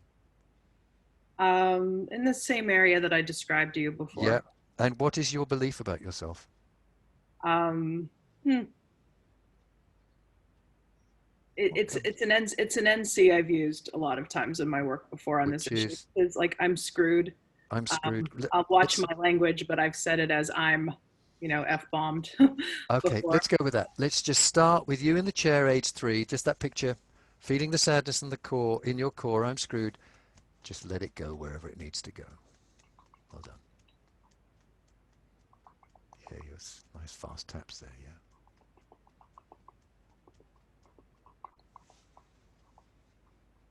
Just letting whatever happens happen.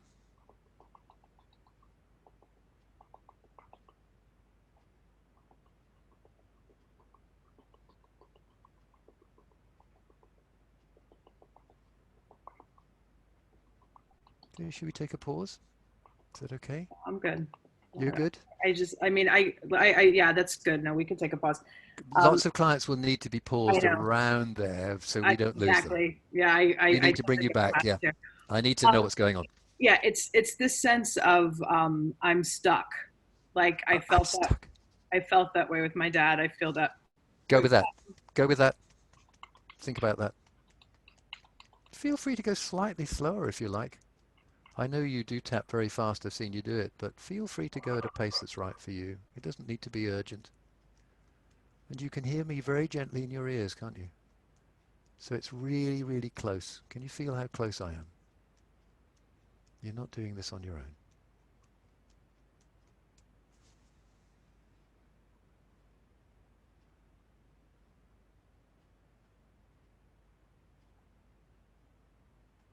Okay, should we take a pause? Just a brief pause. Take a breath, perhaps. What are you getting? Yeah, it's good. it's something that came up in a previous EMDR session I did on this whole issue, which is I'm not in my father's house anymore. Just go with that. Go with that.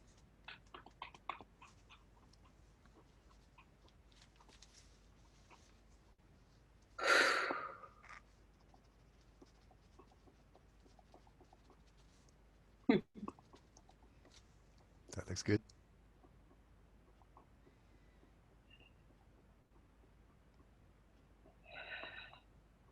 Okay, that looks like a nice sigh, which I picked up. So, what are you getting? Nice work. Your father's house prepared you for all kinds of crisis management, which is what I'm being called to use right now, right? Great. I don't know if that's good or bad. So can I take you back? Can I now take you back to the 3-year-old in the chair? Mm-hmm. When we go back to that scene, what do you get now? I need to go with the crisis thing. Go There's with that? something here. Yeah. Fine, you can't get this wrong. That's great. Oh, boy, do you She, tap fast. because she was in crisis. Yeah.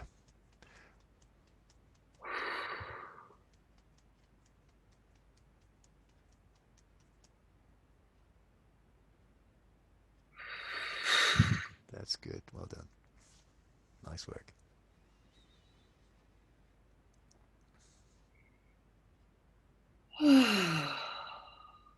Say when?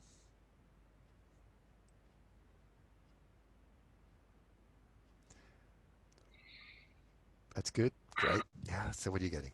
So I'm just mirroring your movements and so on. What are you getting? Honestly, Yeah. Don't want anything else.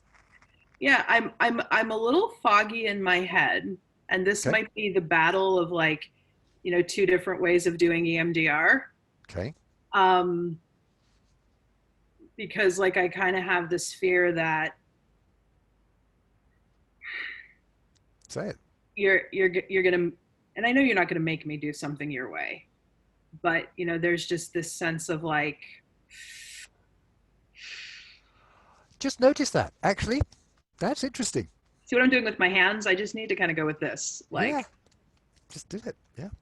It's all good. Notice what that's about. well, here's what it's about. And I'm going to talk as we do this, because even part of the stress in putting this webinar together was like knowing people would be attacking us from different sides on that's not how the way you do it. That's not how the way you do it. You know, all that good stuff. And it's like, why does it really matter? As long as we have, like it's just this kind of sense of, you know, oh, let's just work with what works for the client. And even what I'm doing here with my head, like, you That's know, bilateral you're doing there, yeah, you know, so much of the struggle in my father's house was the whole, you know, the religion trauma and all of that, and it's the right, the wrong way, you know. Can I take you back to the 3-year-old? No, I need to stay with this. Need to stay with this? Oh God, some clients are really just difficult to work with. They won't do what you tell them. Not that you were ever like that elsewhere, Jamie, but go with it, Mark. Go with it. That's it. Yay. Obviously, you know, real client work with an ordinary client is going to be less, you know, you get less pushback. They'll do what you tell them. I should have known. I should have known you were going to do this. But not always. Okay, go on, Mark. You can take me back to the 3-year-old. Can I take you back to Target? I want to take you back to Target. I want to just, can you close your eyes just for a moment? I want to check in with 3-year-old Jamie in that chair. How's she doing? She's fine. Like, honestly, because I can still see her like with her arms kind of like this in a defiant mode. Okay. Is there anything she needs? And because there she is, you know, she was on her own. Just wonder the team. Is there anything just? We don't have to bring them in directly like you like to do, because they're already there. I mean, they've already always been with me, especially Wonder Woman, because I got to know her about that time in my life. And the reality is, I'm looking at the 3-year-old in the chair right now, and I see a Wonder Woman because. Great, just notice that. Notice that. Because instead of, oh, this is cool, because instead of arms crossed, she's like arms like this. I like it, absolutely. Don't mess with Jamie, age 3. I can zap you. And the reality is, even with Adam right now, like, I'm holding my boundaries. You know, I'm not being horrible to him, but I'm holding the boundaries. I'm going to be a bit directive. I think we're getting sort of. This is a rather unusual EMDR session. Not a lot of people are going to be working with not a lot of clients just like this. I mean, I do work with clients a lot like this, but I just get back to the structure, if it's okay. Can I take you back? When you think about that 3-year-old, you know, the 3-year-old memory as you get it now, is there any distress left? 0 to 10. Let's do a suds on it. Be okay? And what's your belief about yourself now as you think about that? I am strong. I'm strong. And does that feel pretty much to 7 on a scale of 1 to 7, where, you know, 1 is not true at all and 7 is absolutely true? It's about a 6. What's stopping it being a 7? What's keeping it from being a 7?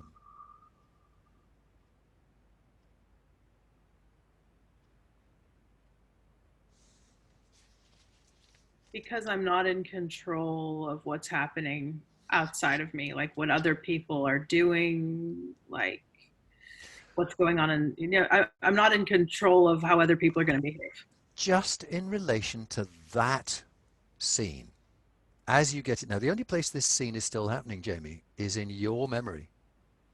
You know, that 3-year-old is no longer in that house. So as you just remember and connect with that scene right now, and you say, I'm strong, is there something slightly better? I can't trust my judgment. Can you trust your judgment now? As you think about having been 3 in that 6, you know, the context of your dad. No,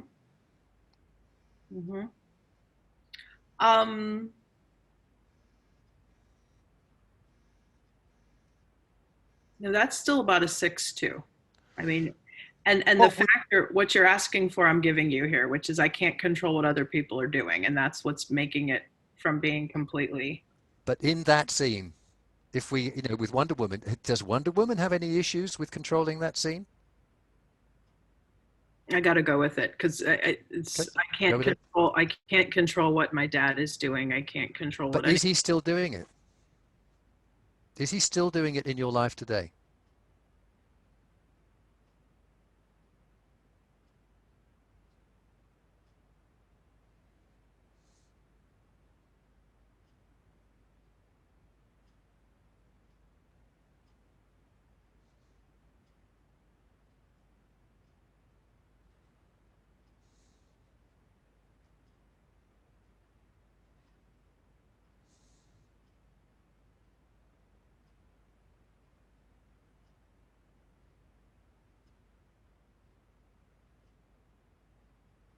I know you'll pause when you're ready.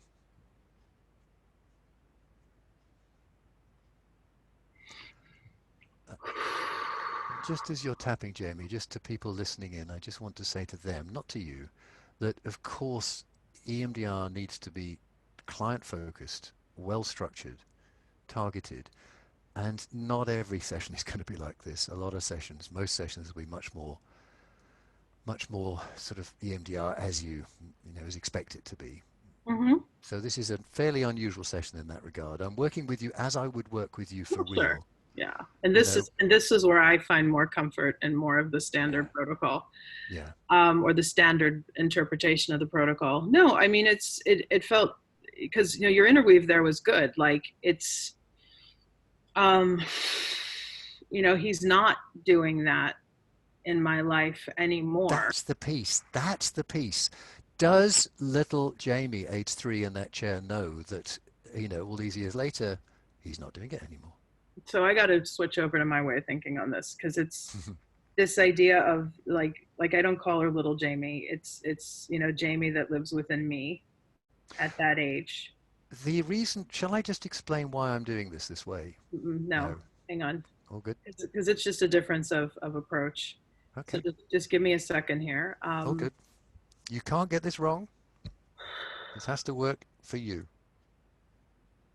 So yeah, I mean, the factor in what's holding any PC at a 7 here is feeling, any sense of I'm not in control of what other people are doing. But that's true now. We're working. I think perhaps let's move on. Well, accept a 6 here. I think we've got a disconnect here, which I would want to explore with you, perhaps in the next session. That there's little Jamie's experience that's still being applied to today. Mm-hmm. Because little Jamie wasn't in control then, but and you're not in control of everything today. But the point is, we're working here with little Jamie as she is, the memory as she is still in your system. And there you do have control. You have complete control over your father's introject. You internally, from that time, the only the father who's a problem is an introject. He's a part of you. So you have absolute control. You don't have control of your life now, it's true, but relating to the 3-year-old memory. Jamie, we'll talk about this later. I want, just as you think about that scene, what's a really good PC you can take out of that 3-year-old scene? You in the chair, age 3, that's where you were. You're not there now. What's a good PC? Can you trust your judgment in life today as you think of that scene? On the whole, good enough. Well, again, there may be other targets here to look at, next time, if we were having a next time about control, because I also hear like you're not hearing me. I mean, I'm just being honest about like what the real issue is here, at like what's keeping that. Because I mean, if I'm answering this intellectually, the 3-year-old who still lives inside of me, definitely, knows I am strong. That's it. That's good enough. Can you just tap that in? Mm-hmm. That's good. That sound definitely knows I'm strong. That sounds pretty much like a 7 to me. The 3-year-old that lives inside you knows that big Jamie's kick-ass strong. Would you agree? Mm-hmm. Oh, yeah. That's good enough. That sounds to me like a 7. Just notice that. Great. Thanks, little Jamie. You know.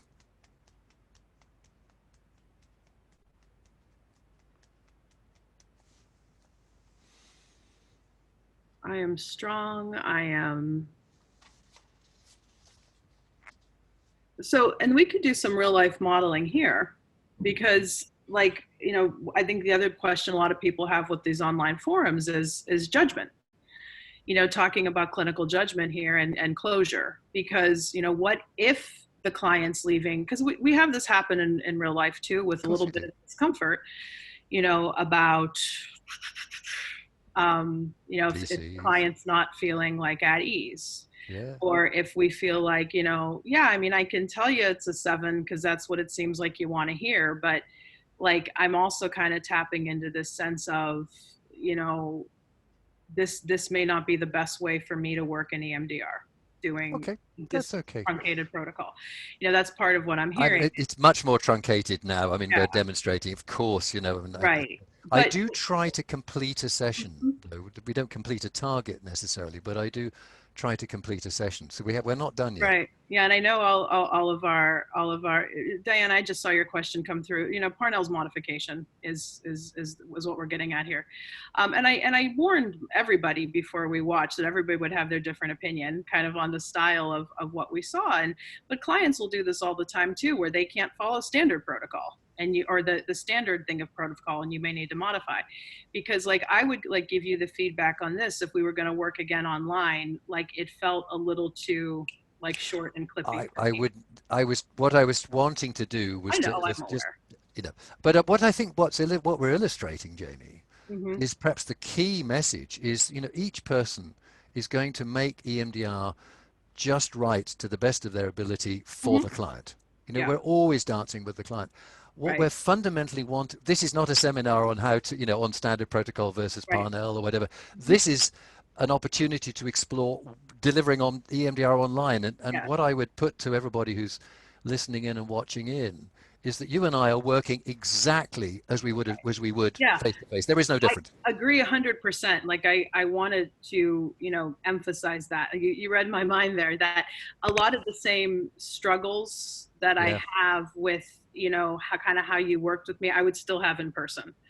So can we just want more standard protocol? Forgive me for cutting you off, because we've only got another, you know, just over 15 minutes. I want to take could we just check, because when you said absolutely that 3-year-old knows I'm strong, I thought it was great. That felt good. Can we just check the body? Let's just do a phase 6 body scan on that 3-year-old memory. Just the discipline of the structure, you know, where this is actually standard protocol. Yeah, in totally. terms of 8 phases, and we're into now we've tapped it, we've installed it. This is interesting, Mark. My body feels amazing because I told you what I really feel. Do you want to tap that in? Yeah. As I can kick ass. As like this masculine father type thing. Great. Hey, tap that in. And check your body. I know we normally do the body scan without BLS, but just check your body, Jamie. Let's just allow phases 5 and 6 to fold into each other. Yeah. Notice how good that feels. Oh boy.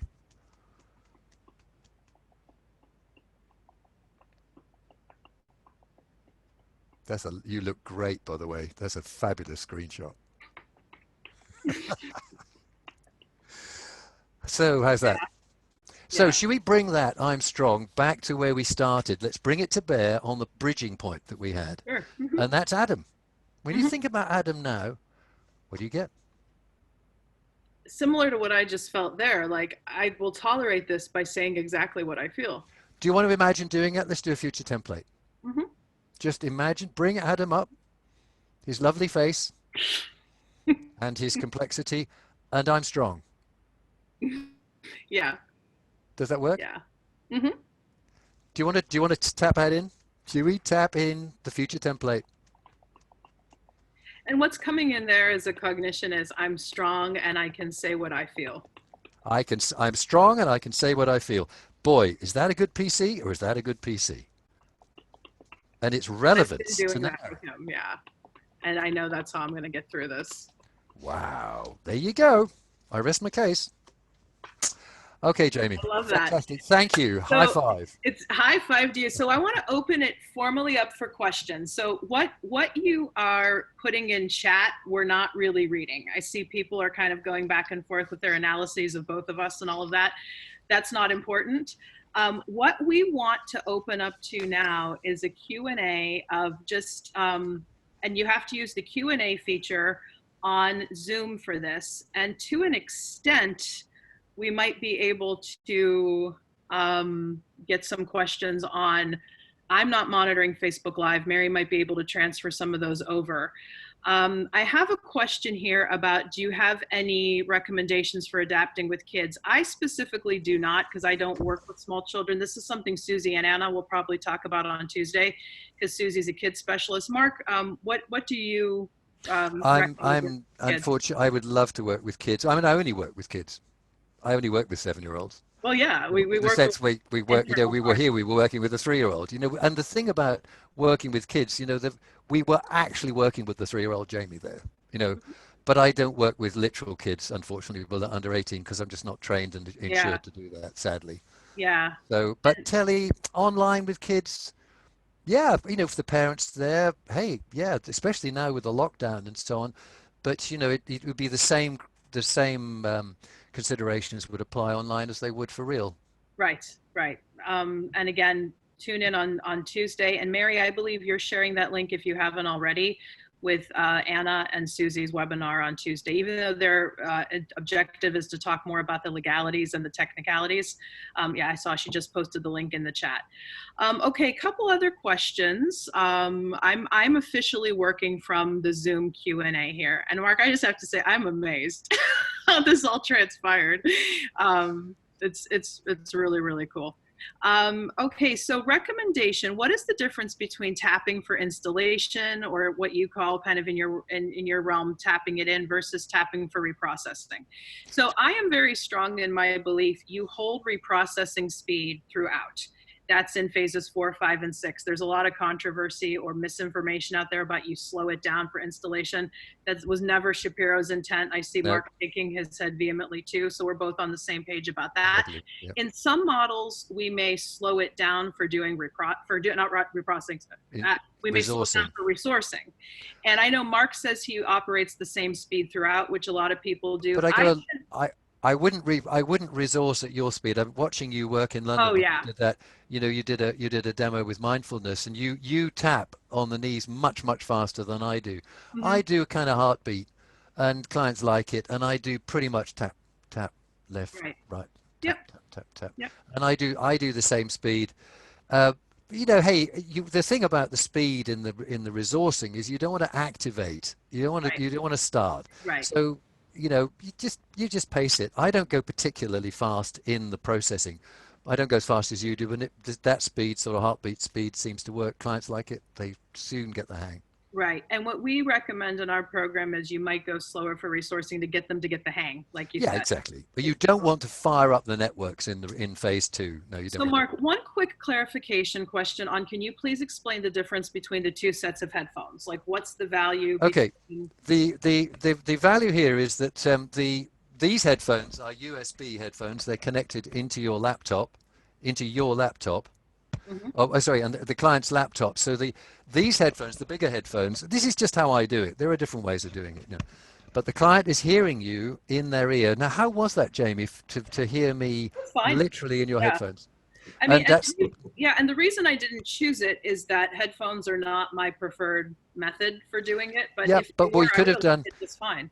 These ones. I mean, you could, if you're doing butterfly hugs. Mm-hmm. If you're using BLS, butterfly hugs for BLS, clients could use their ordinary. They could be doing it on an iPhone. Right. Whatever. But if they have that, then they're listening to you that way, and then tapping like that, and butterfly hugging. For the BSDR player, these then go underneath, and then that's just to remind that's connected into the smartphone. Great clarification. Separately for generating the BLS. So Mark, this is a great question for you. Do you as the therapist, got to get you back again. Do you as the therapist in your experience get activated at all by doing the monkey tap on yourselves with the client? Not at all, ever. Not at all. I don't normally do it. Actually, it's interesting that I did it with you. It was just a kind of resonance and the tuning. It's sort of just doing it on myself. I mean, that's not a sort of, maybe you do, maybe you don't. I found myself doing it.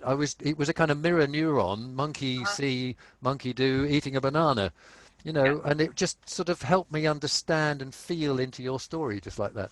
Love it. So again, I'm not answering questions from chat, just from the Q&A features. So Mark, do you notice a difference between using butterfly hug versus the auditory tones with BSDR? I'm just going to model something. We've been online you and I have been online now for 2 hours and 20 minutes. Mm-hmm. Now, I need to take the briefest of breaks. Yep. I really do. So I'm modeling how I might do it for real. I don't like to go to the toilet, to go to the bathroom when a client's there, but we've been online for quite a while. Can you bear with me, everybody, just a second? Go ahead. I'll take the rest of the questions while you take your bio break. I know Mary had to do it as well. So Another question I had is, would Mark be willing to open to sharing his list of nurturing protective figures with us? I'm sure he would. My best advice would be to send Mark an email through EMDR Focus. Let him know you were on this webinar and he can send you what he's willing to share with you. About any of the resources that I mentioned, you can get on some of the links Mary put in chat, the addiction and dissociation resource.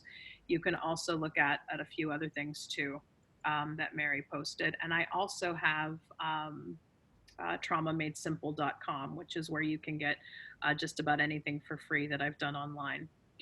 So this is an excellent question. 99% of my client base is on Medicaid and they may not have the financial resources to have a computer, headphones, etc. regarding the actual technology piece. What suggestions do you have to super low budget EMDR via telehealth? And I think the reality is if they have a smartphone of any kind, the apps may not be the best, but work with what you have. The big inspiration Mark and I have had with all of this is don't let the great be the enemy of the good. So don't feel that you have to have all of your clients have all of these tools for it to work. What we're recommending is you as therapists at least have this set up so that it's high quality. But I know I'm in a state where most of our folks are seen over Medicaid too, and they may not have the sophisticated setup with both headphones. My hope is at least an earbud would be doable. And if not, self-directed eye movements or monkey tap would be doable at two. Jamie, can I just quickly bring something in? Because Yes. something I really wanted to raise at the time of Corona and COVID-19. Please do. We do need to flag up because a lot of clients are going to be presenting with extreme anxiety and also potentially loss and bereavement. We've got a very, very, very big story about to hit. And one of the things that I'm finding with my clients presenting with the anxiety around COVID is that there is legitimate anxiety. There's ecologically valid anxiety, as Francine would have said. And what I find really useful in my EMDR work online, but previously as we were building up to this, is to separate out what's the client stuff. Where am I being triggered? I think it's incredibly important. I think one of the things that we're going to find ourselves needing to do as EMDR therapists, is just relational therapists, is not to pathologize people's anxiety, because what is about to hit us is the biggest thing that any of us have ever experienced. There's a huge amount of collective anxiety, individual loss. People are going to be triggered into their own story. They're going to be dealing with this according to their attachment patterns. So how they deal with distress. So we're going to get some people completely freaking out. We know from Sarajevo, interestingly, we were talking about Sarajevo before we started. People in Sarajevo under siege from 1992 to 1995 found astonishing resilience. But how we deal with, being besieged in Sarajevo 92 to 95, or how we deal with the biggest existential threat to sort of humanity's way of working on this planet, probably that we've ever experienced. It's bigger than the plague. This is really, really big. There's a collective experience that a lot of us will be sharing because we're human and we have a trauma response. We're meant to have a trauma response. Right. But I think as EMDR therapists, we've got this extraordinary tool that we can allow clients to tease out what's legitimate and what's their stuff. And, we don't have to be helpless in the face of this, because where people are panicking or getting trapped in an old story, which is usually about childhood, the way they learned to be in the world as little kids, we can actually process that. We can actually make a difference. And one of the things that's come back from some of my trainees over in the UK, and this really, I want everybody to hear this. Lucinda, one of my supervisees and colleagues, she shared on our online EMDR online Google group. We have, by the way, an EMDR online Google group, which people are very welcome to join. Just Google. Please give the information about that. Yeah, I'll do that. I've just set this. We're at 200 people on there, but just sharing ideas about using EMDR online. And Lucinda shared that in her client experience this week, just in these last 10 days, those clients who'd been able to really address and go into their childhood programming, into their attachment story, were dealing better with the existential stuff that's coming at them now in the news. For sure. So this is where I talk about the 4 levels of trauma. There is the bad stuff that's happening or that's happened. We can target that, but always be attachment informed. What is going on in the client's story, which is their stuff? And that's so often our really most relevant EMDR target. Brilliant. Brilliant. Thank you, Mark, for that reflection. A few more questions I want to get through. We have a little bit of time. This is from Leah, who is an ICM team member, and I love this question. For clients who are nervous to try remote processing, as in other examples of clients express fears for EMDR therapy in person, is it appropriate to set up a target around their fears related to telehealth? Absolutely. You could target anything in EMDR is my feeling on it. And then another question is, for people that don't respond well to butterfly hug, would you have them tap on their legs? And would this work outside of the knees? Yep. Yeah. Just tap on the outside of the knees. That's fine too. And you then could have them tap on the desk in front of you. Yeah, and the question is, how would that work since you wouldn't be able to see it on video chat? I mean, you could hear it. Their chair back, you can hear it, modify, work with it. Now, here's another good question from an anonymous attendee, which is, again, a big source of controversy right now in all of this. Wondering if the self-tapping is distracting or keeps client from dropping into the experience. Does it feel like multitasking, or does it just become automatic? Now, I can address that from my lived experience. You just done it, yeah. I would have preferred someone tapping on me. Yes, I would have preferred having tappers to more fully drop it, but it worked. And that's where the BLS in the ears is being done, Mm-hmm. is administered, is clinician administered, even though they start and stop. Yeah. It's being done by the app and they're not doing it themselves. But on the other hand, the advantage about doing the butterfly hug sometimes is that it is dual attention. One foot in the past. These hands are very much in the present. Yeah. Yep. And Sharon Saul, who we had as part of my team, just said, I had 2 clients completely reprocessed this week with self-tapping and their laps, which is just fine. And then I would also say, for those of you who have technical concerns around, is it working as well, you can check these same targets when they come back to you face to face. As we would for real. Can I just say one quick thing, which just before we're finished, is just how far back from the camera, something I meant to say beginning. Jamie, as therapist, you're too close to slightly too close to the camera. You're fine as a client. As a therapist, you want to sit back a bit. Can everybody see the difference? Jamie and I are now perfectly positioned as therapists. The client can be like that, that's fine. But you as therapist, they want you, you've got about half of your torso, maybe slightly lower, but above the belly button. You don't want to be too far back like that. That's too far back. You don't want to be in their face. So can everybody see that's just about right as therapist? Another question came through, thoughts about putting Post-its on either side of the client's computer screen and just having them look back and forth. I saw this idea. I did actually mention that before. You could just put little stickers on either side of the screen and just do that. For those of you who are asking legality type questions, please consider attending Tuesday, like about state jurisdiction. And as I said at the beginning of this call, look into your specific state's requirements. Okay, Terry, this is from Terry. Mark, this is a great question that you can reflect on. Can you talk a little bit more about getting clients to take ownership of their own safety during the BLS sections?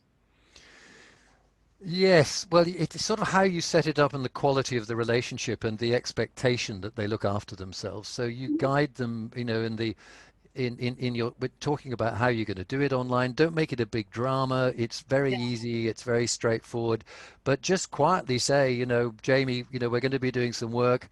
It might be quite intense. Actually, do you know what? I know that you're a little bit dissociative. You've written about it on your blog. That in our work, you might find yourself dissociating. Now, I'm not in the room, so you can't feel my hands tapping your knees so I need you, let me know if anything's happening that I'm not seeing. So you just make it explicit as you're going through. And then towards the end, you might say, so what are you doing now? So I'd just ask you, Jamie, what are you going to do now? You're going to go and just tune out, just go and breathe a little bit. My plan is to take a walk, because every day during this thing, I've been taking a nice 2 to 3 mile walk every afternoon. And good. Between the kind of work stress of getting all this together and doing the session, taking a walk feels like a great idea. And somebody asked a great question. What is your thoughts on having somebody do this alone at home? What if other people are in the house? Is it advised other people be? And this is something you probably have to feel out case to case, I'm sure. Well, one thing. So one of my colleagues here, who is a colleague who's based in Paris, has been doing this for a couple of years. She shared on the Google group, the Google group. People can email me, by the way, through emdrfocus.com, and I can send the link. And I'll put it up on emdrfocus.com, the invitation to join the Google group. And she was saying that she asked people to sort of pick their camera up and show them the context of the room. And one of the clients did this, and she turned the laptop round so that the therapist could see what else was going on in the room. And there was somebody sitting opposite them on the table.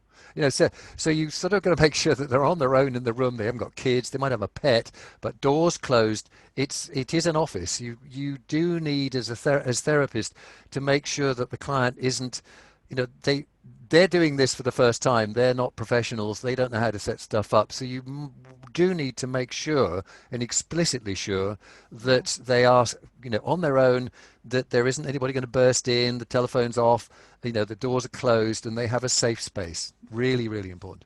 And a great question here is, how would you handle a drop of internet connection midway through the session? I think that's why having cell phone.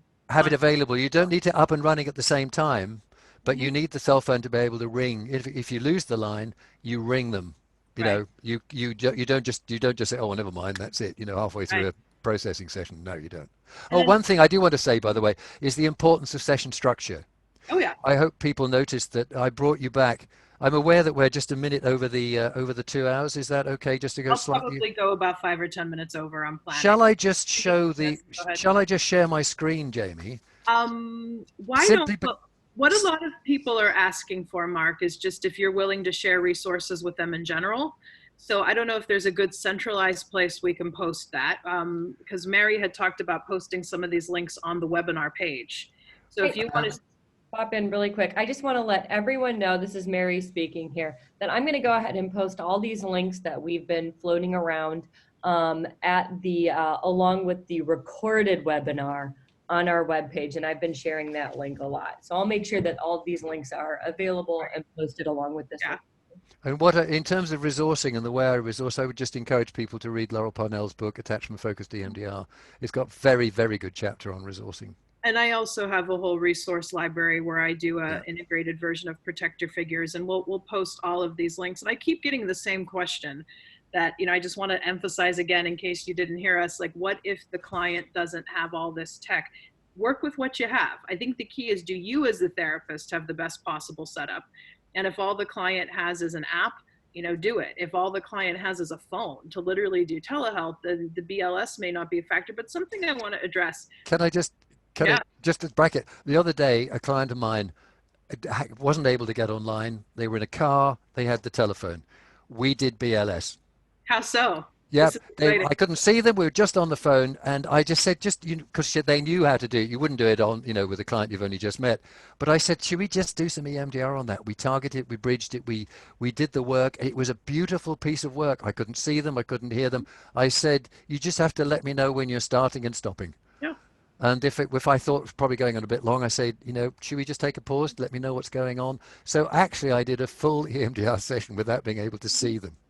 And again, it may not be the ideal, but use clinical judgment. And if you feel like afraid of any of this, it could just be a matter of tightening up on some of the technique that a consultant can help you with. And one final technical thing I want to answer here, and then we'll conclude.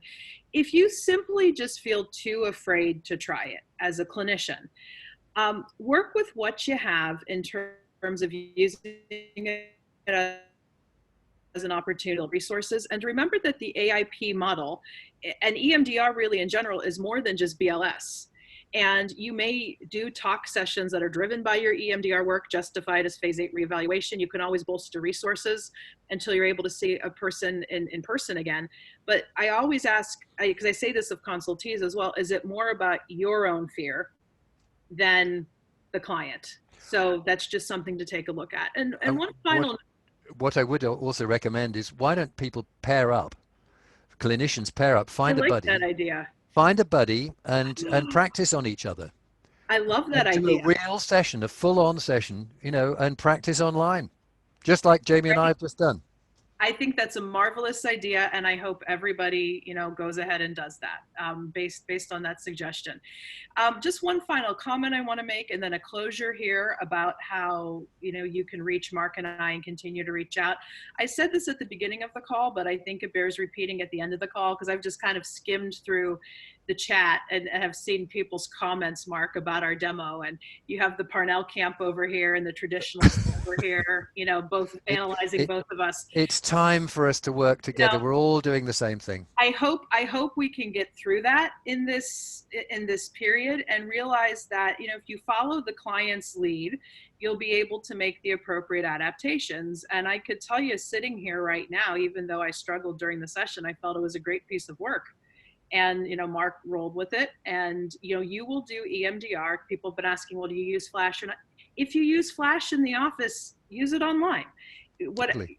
We have to make these same adaptations one-to-one. And also, as I said at the beginning of the call, be gathering your resources, not resources, your outcomes, be gathering your cases, documenting this. This is an unprecedented time in our global history, as Mark emphasized, let alone in the history of EMDR and what we can be doing here to gather information. So this particular webinar, because we got it together in a hurry, because we knew the needs were met, at least in the American system, we don't have the appropriate things set up yet to offer this for formal CE or EMDRIA credits. But the hope is that at some point you can take the test on the recording if you need formal CE for this. So stay tuned to our website and our postings for that information. Today's webinar was completely free. The recording will be completely free. You can pass it along with your colleagues if you found it useful and don't find us too scandalous. And we do ask that if you did find its content valuable, to leave us a donation based on whatever you can do to support Mark and I kind of continuing to do more of this work. And if you want to wait until it's available for formal CE or EMDRIA credits until you do that, that's certainly fine with us too. Yes, I got a question. Will the Tuesday webinar be recorded? I know they're planning on recording it as well. So again, you could reach me at www.instituteforcreativemindfulness.com. There's a contact entry form. We're Mindful Ohio and the Institute for Creative Mindfulness on Facebook. And let's see here, and then traumamadesimple.com is my free resources site. And Marich, if you haven't already, can you post the link one more time to where the recording is going to be and where people can make a donation? And Mark, how do people get in touch with you? Yeah, I have two websites. Brainwork.com is my psychotherapy website, and it's BRAYNE work, Brain Work. It is actually my name, Brain. Brain. Took me a while to work out what today. Brainwork.com and EMDRfocus.com is my training and supervision, my workshop website, which is being relaunched sort of probably this evening. Actually, literally, it's complete redesign. Very exciting, amazing timing. And I just need to say, Jamie, you know, thank you so much. I really just need to focus back on you. You know, you have been such an inspiration to me. You're 30 years younger. I'm 70 in 3 weeks' time. You are 30 years younger than me. No, I think you're about 40. Hang on, 43 years younger than me. 40 years younger than me. Sorry. And you are 30 years younger than you. I'm 40 years old. Amazing what you're doing. And it was your book, EMDR Made Simple, that was part of the inspiration for me adapting my understanding of the standard protocol in ways that I honestly believe that Francine, bless her, would absolutely endorse. So you sort of dedicated this to Francine at the beginning. You know, how do these things work? You know.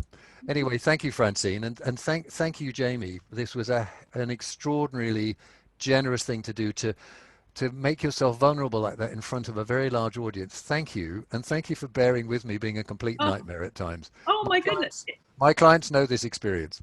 This is what we do, and this is how we make it work. And I feel completely happy with what we were able to accomplish, both for my personal work today and hopefully meeting some professional needs. And say hello to little Jamie, kick-ass Jamie, and Wonder Woman, you know. And say hello to Adam as well, who I look forward to meeting. I don't know if that'll happen, but again, I can say what I feel, and that's you can make good decisions. And I can make good decisions, and that's how this will all work. So I wish all of you the best wherever you may be in this fine world. Please take care of each other. Please be kind to each other, and please know that we are all in this together. So we say in the yogic tradition I study, Jai Bhagwan, which means victory to the spirit, and I wish all of that to you wherever you're at. So Mary, are we able to end the webinar, but Mark and I can still debrief for a bit? I don't know if that... Yep, I will go ahead and end our live stream now, and I'm going to go ahead and end the official webinar and let you guys keep going. Okay, So, good. here, I guess Bye, everybody. I can exist again. But thank everyone for joining us today. This is a super webinar. I appreciate everybody showing up on Facebook and here on Zoom. This was a great resource. And thank you, Mark and Jamie, for putting this together. And thank you, Mary, for holding us so safely in the background. My pleasure. So I'm going to go ahead and end the meeting, and thank you all one last time. Have a great afternoon. Bye, everyone. Bye. And good luck with everything that's happening.